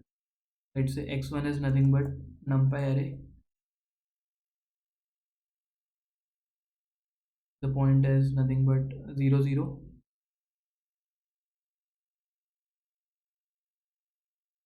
X2 is nothing but the NumPy array. The point is nothing but 1 comma 1, and we are going to have the distance, right? So distance is pretty easy, so you can write print distance of x1 and x2. So this gives you 1.41.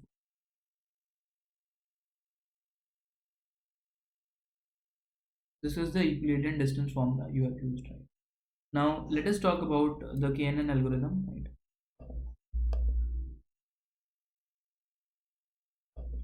So we are now going to define our KNN algorithm. The KNN algorithm will accept a training data, the data set of training data. It will accept the query point. It will accept the labels of the training data, which is nothing but the y underscore train, or you can say labels, and it will have some default value of 5. How many points in the vicinity you want to consider, right? So this value could be 3, 5, 7, or 9, but generally this value is kept as odd because if you are dividing it into two sets, right? So you cannot keep it even, right? So let me take default value of k as 5. User can give some other value like k equal to 7, k equal to 9, right? But the thing you should keep in mind is k should not be too high or too low, right? It cannot be too high or too low. ये नहीं होना चाहिए, right? because if you keep k too high, and so suppose you have a database of 400 points and you keep k as 400 or 500, so what it will do, it will include all the points in the dataset if the k is too high. And if it is too low, suppose k is 1 or 2, so it will just look for the nearest point. So it is quite possible the lemon is the nearest point, but the actual fruit is apple. So we will k, generally k is taken as 5 or 7 or 9, right? So you can write a loop to find out accuracy of this algorithm for different values of k, and use the value of k which gives you the best result, right? Again, it depends upon problem to problem, data set to data set.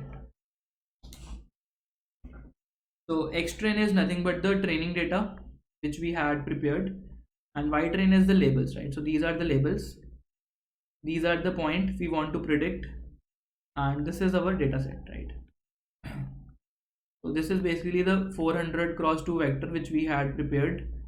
This is nothing but the 400 cross 1 vector which we had prepared. Basically we have separated the features and the labels into two parts, and this is the point we want to predict if it is an apple or it is a lemon.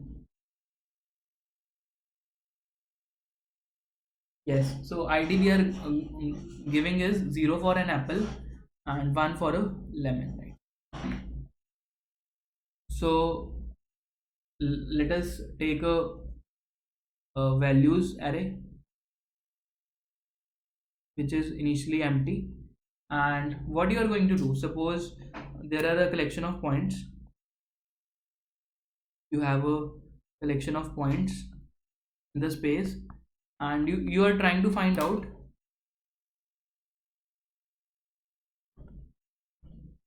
what is this point. So first step is you are going to find out distances from all the points in the space, all the points in the data set, right? Then you are going to sort based upon the distances, based upon distances, and you are going to pick best k elements,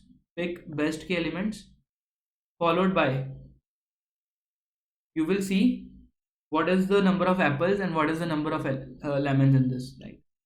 What is the number of apples and what is the number of lemons. So the value which is higher is going to be your label. So I can say for ix in the range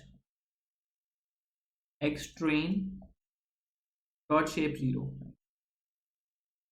Shape 0 means we are talking about the 400 rows, right, which are there in the data set, and I'm going to make a tuple or maybe an array like this. So the first value is going to be the distance and the second value is going to be the label, right? So I know how the distance is being computed. So distance is computed using this function, right? So distance, the one parameter is query point, the other parameter is going to be x train, and for the current row, what is the current row? The current row is ix, and we have to pass all the columns. So we have to pass the x as well as the y. And what is the label of the current row? It is nothing but y underscore train, and the current row is ix. And whatever value we get, I append it to my array val dot append. This is like pushback. We are adding. So let us print the values, right? So let us print the values. We also need to call the knn function. So knn will have x data which we had generated here, this one. Then it will have some query point. Let's say the query point is q, which is a NumPy array, and I'm going to, let's say, make a prediction about this point. Let's say this point is 2 comma 2, right? Let's say I'm going to make a prediction about the point 2 comma 2.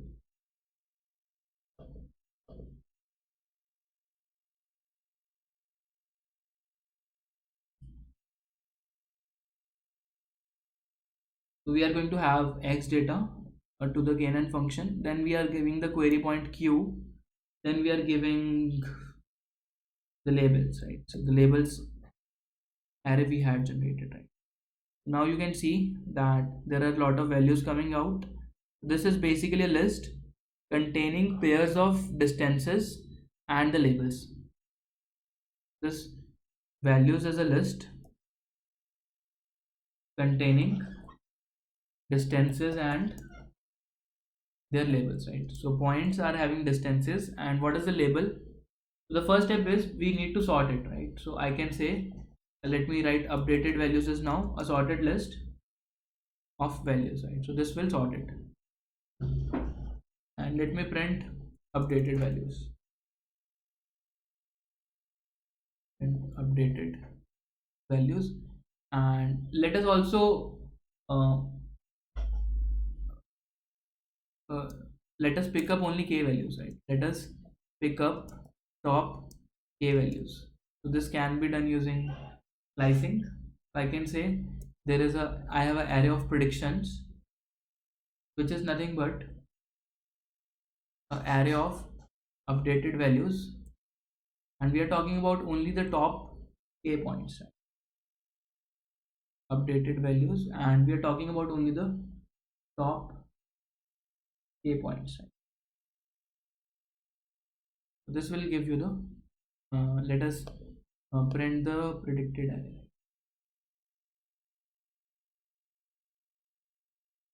So you can see you got the distances.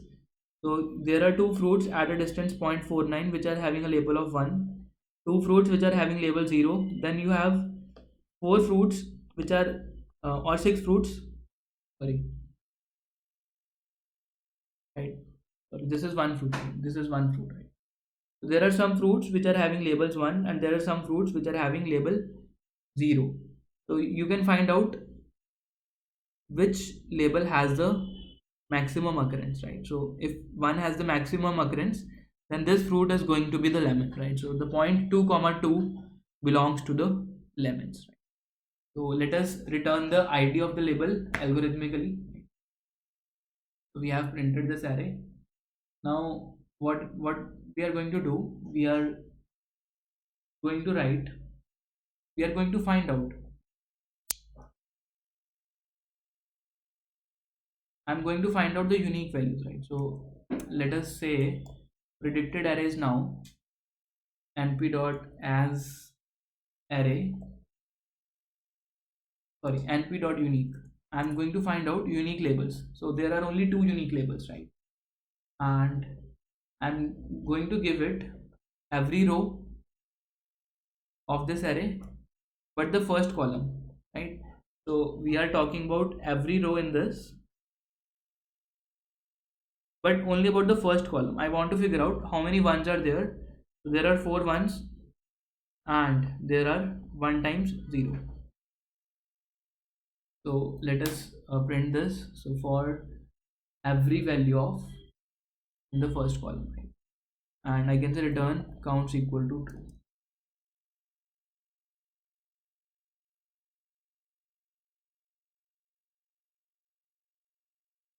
And let us find the index, right? Index of the largest value. So sorry, let us find the largest occurrence. So what is the largest occurrence of a label? And let me first print.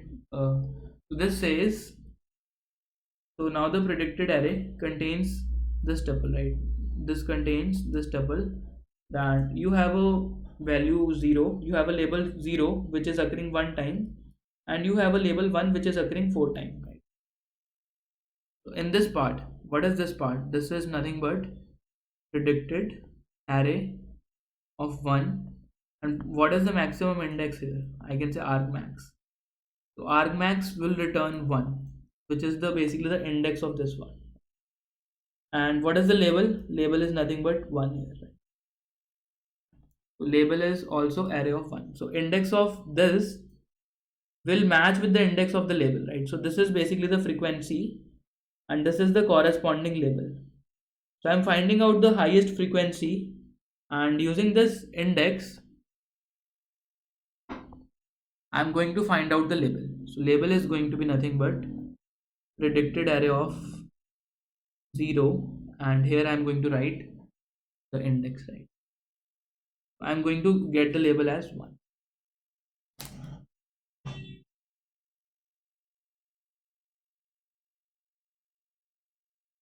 Akash, because we are talking about the nearest neighbors, that's why we need to sort the values.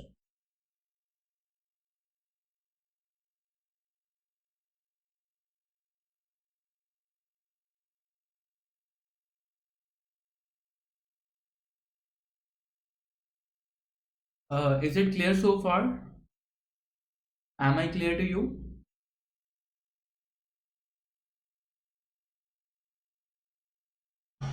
All right. So finally, what we are going to do, we are finding out the index of the largest occurrence, right? So index is going to be predicted array of 1 dot argmax, and this will give you the index of the largest frequency, and correspondingly you will also get the index in the array 0, and here you can write the index. So instead of printing it, you can just return it, right? Return it. So you have given 1 point which was not in the training set, and you are asking KNN to give me the predicted label, right? So predicted label is going to be KNN of this thing, and you can finally say print predicted label. So you got the predicted label as 1. So it means that the current point which we had chosen as 2 comma 2 belongs to the region lemons, right? Suppose I want to try with another point. Let us talk about another point, which is let's say this point. This point is going to be 0 comma 4. So this is not in the training data. Let's try to predict out what is this fruit going to be, right? So this point is 0 and this is 4.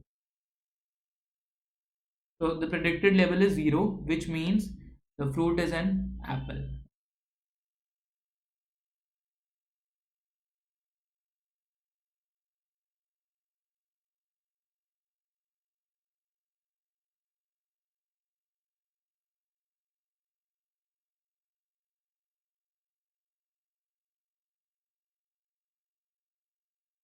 Is it clear so far? Now you can run a loop. This is your homework. You can run a loop of over a testing data. What you can do is you can split the original data into two sets, one for your training and one for your testing, and you can also randomize it. You should randomize it, and after you are done, you can have some find predictions for q query points,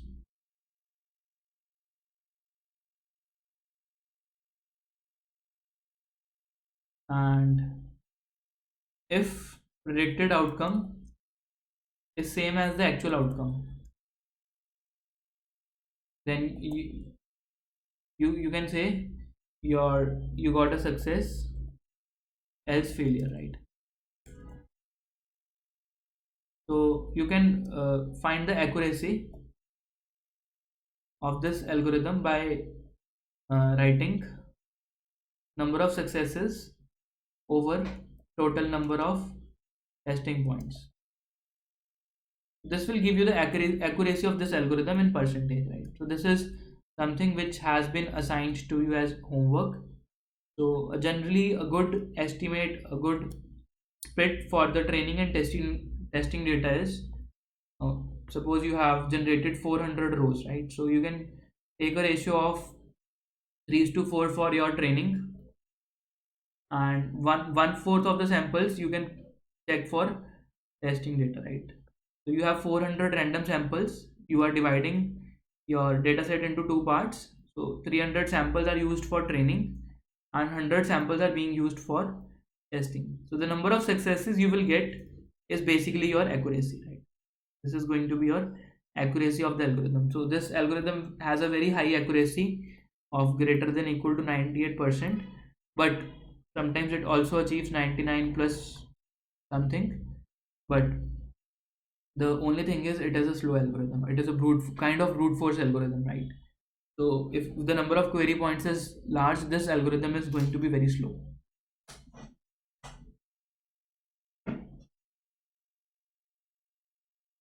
Now let me, I think let me tell me if the KNN is clear. Now we can start with the project work. We are going to start with the project using the MNIST database, right?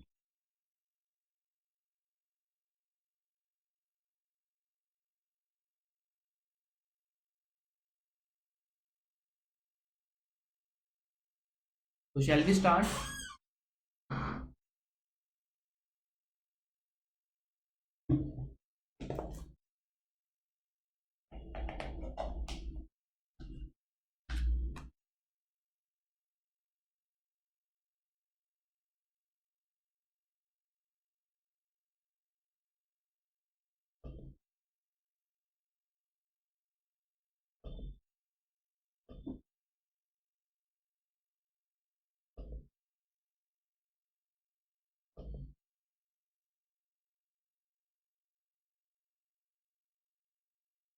Ankit says all concepts clear. All right.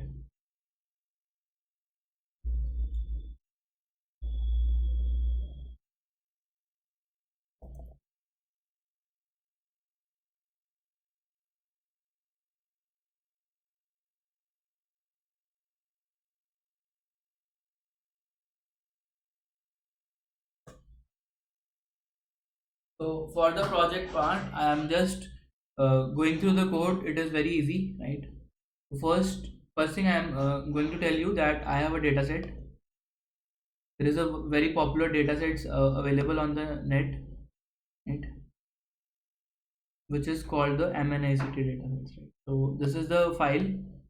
Let us open this file and let's see what all values are there, right?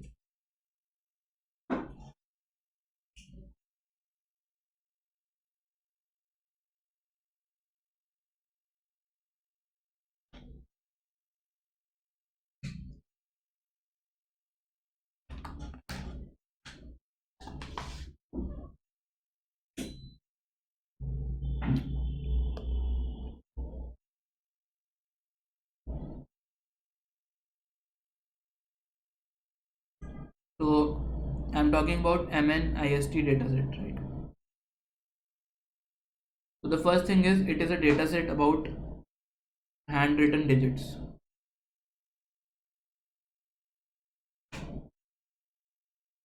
Again, the second thing is it contains 42,000 rows and 785 columns, right? So earlier we were talking about two columns. Now it has 785 columns. The first column is for the labels, and the last 784 columns denote a feature vector, right? Denote a feature vector, right? So what are the 784 features?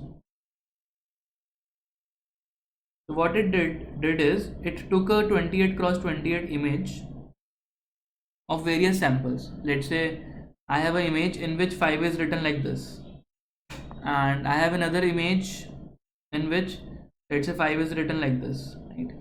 Again, it is a 28 cross 28 image, right? So ऐसे बहुत सारे samples हैं, we have around 42 rows, right? So 28 cross 28 image है, it means it is a matrix and these images are grayscale matrix, right? अगर colored होती तो there would have been 3 channels, right? अगर colored होती तो you would have RGB, right? 28 cross 28 cross 3 इतना size होता, but अभी के लिए ब्लैक एंड वाइट इमेजेस हैं, so we have only 2 colours, black और द वाइट, राइट? सो हर फीचर वेक्टर पे कुछ ना कुछ पड़ा होगा, राइट? तो हर सेल में कुछ ना कुछ पड़ा होगा। लेट अस से जहाँ जहाँ पे मैंने 5 रखा है वहाँ पे मैंने पिक्सल्स को वाइट कर दिया है, एंड जहाँ पे पिक्सल्स नहीं है, राइट, जहाँ पे 5 नहीं है, लेट्स आई एम बिल्डिंग 7, तो 7 कुछ ऐसा बना होगा इसके अंदर, राइट। तो ये जो मैट्रिक्स है 28 क्रॉस 28 मैट्रिक्स, इस साइज़ की जो मैट्रिक्स है, क्या मैं इसको फ्लैटन कर सकता हूँ? फ्लैटन करने का मतलब मैं हर एक रो को एक साथ रख दूँ। अगर एक ये मैट्रिक्स है 1 2 3 4 5 6 7 8 11 12 13 14, राइट। तो फ्लैटन करने का क्या मतलब है? ये 4 क्रॉस 3 की जो मैट्रिक्स है, इसको एक 12 क्रॉस 1 की मैट्रिक्स बना दो, राइट। एंड यहाँ पे क्या वैल्यूज पड़ी होंगी? जो यहाँ पे पड़ी है 1 2 3 4 5 6 7 8 and so on, right. So 1 2 3 4 up to so on, right. तो नमपाई में एक फंक्शन होता है जो एक मैट्रिक्स को रीशेप कर सकता है, right. So there is a function to reshape any matrix and this function is present in NumPy. So each row basically gives 784 pixel values for every image, right? So there are 784 pixel values for every image, and this is what forms a feature vector, and I can say it is a space containing 784 dimensions, right? It is difficult to visualize, but this feature vector contains the pixel values of all the 784 pixels, right? Now if you have another 7 which is let's say written like this, so what you will do, you will try to find out the nearest Euclidean distance or maybe some other form of distance between this 7 and this 5. So you will find this vector has more resemblance with this vector as compared to this vector, right? So another 7 will resemble 5 more as compared to, will resemble 7 more as compared to some other digit.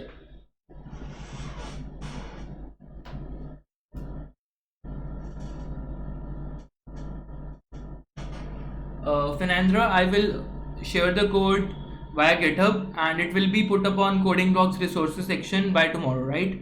All the codes will be shared by tomorrow. You can visit codingblocks.com/resources. So what I did is, there is a CSV file. You can say it contains the pixel values for 5. So 5 has this vector, right? So some values are zeros and some values are ones.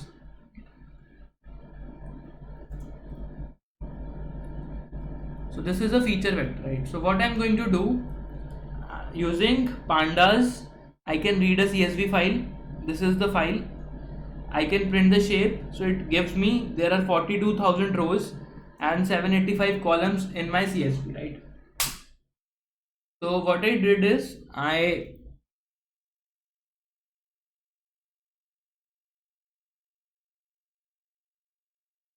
I created X train and Y train, right? So what I did here is here I have taken the 0th column, right? Because the labels are only from the 0th column and rest of the cells from 1 to till the last, right? So these form our training data. This is our training data and 0th column forms our labels, right? So I have formed Y train and I have formed X train. So Y train dot shape. So this we will see. This shape will be nothing but 42,000 cross 1, and this shape will be nothing but 42,000 cross 784. So we have separated our CSV into two parts. This is the labels part and this is the training data, right? So for any random index, let's say 1204, and all right, so I'm printing the label, right? अभी के लिए हमने algorithm start नहीं किया है. What I am doing is कि 1 to 1200 fourth row में कौन सा करेक्टर पड़ा है, तो लेबल हमें पता चला कि 8 पड़ा हुआ है, राइट? लेबल हमें 8 मिल रहा है, राइट? और दूसरा चीज़ हमने क्या किया है, प्लॉट डॉट टाइम शो को कॉल किया है. हमने बोला उसी रो का ट्रेनिंग डेटा को, जो कि इस फॉर्म में था, जो कि 784 क्रॉस 1 फॉर्म में था, उसको एक नई मैट्रिक्स में शेप कर दो which is of the form 28 cross 28, right? And उसको प्रिंट कैसे करना है, ग्रे स्केल में प्रिंट करना है, right?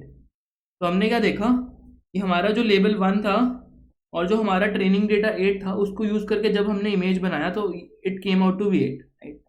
This gives you 8 as the image. Maybe you can try it with some other row as well. Let's say 104 के लिए कर रहे हैं. Sorry, I need to execute all the cells.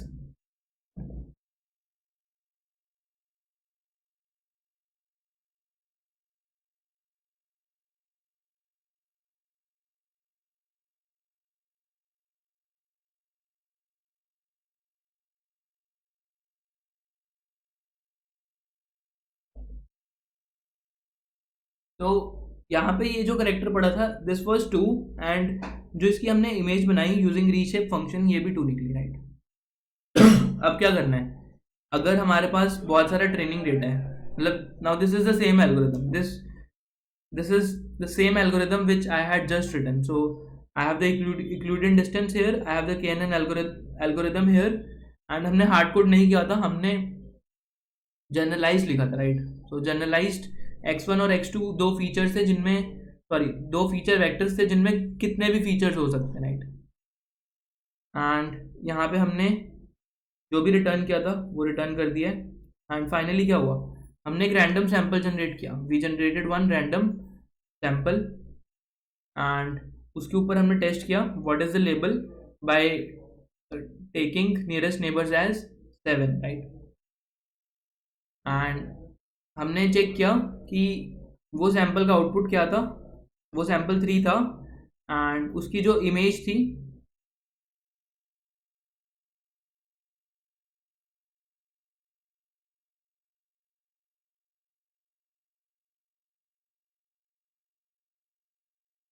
हमने एक रैंडम इंडेक्स लिया, उस पर हमने टेस्टिंग की, right?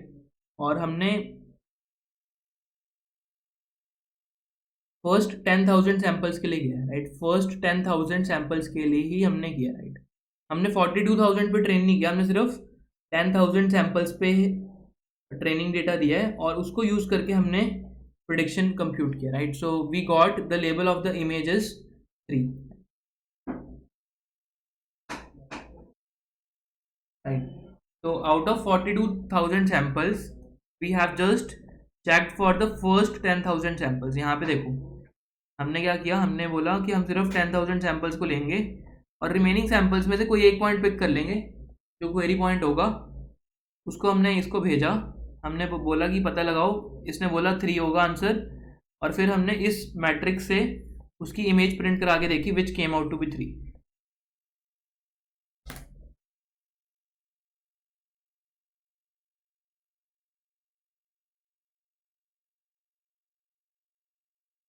So is it clear to you guys? Matlab, this is a very simple project and you can see you can just finish it in few lines of code. You can just finish it in few lines of code. So any clarifications, anything you want to ask me from today's webinar, you can ask me. Feel free to share your doubts.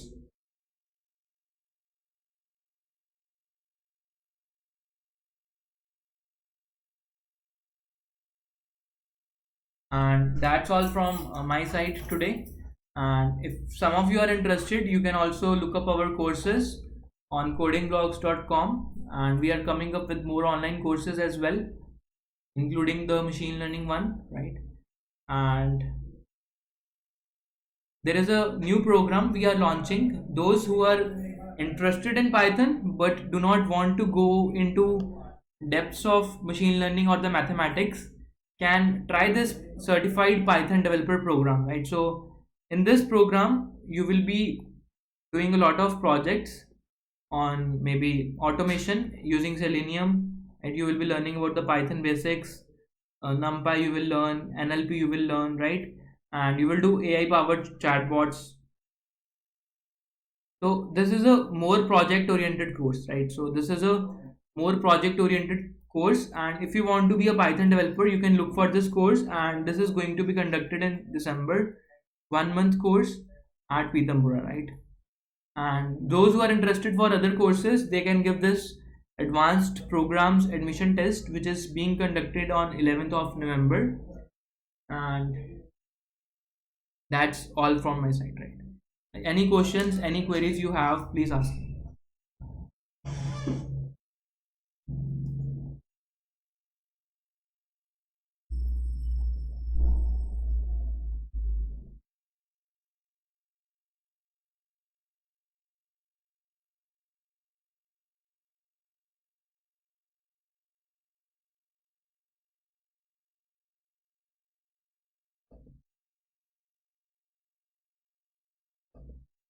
So a big thank you for joining me today, and I hope you will like this session. You will spread the word, and see you in my next webinar. Right. So thank you and good night. All the best for your exams.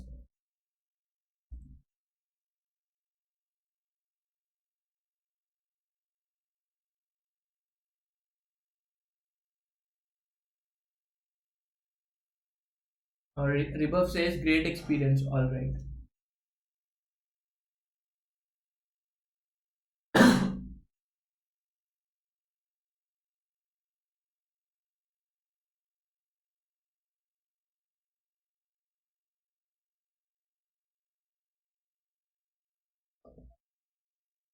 So bye bye from my side, and bye bye from all the TAs with me, Rajkishore and Sachin as well. Goodbye. Take care.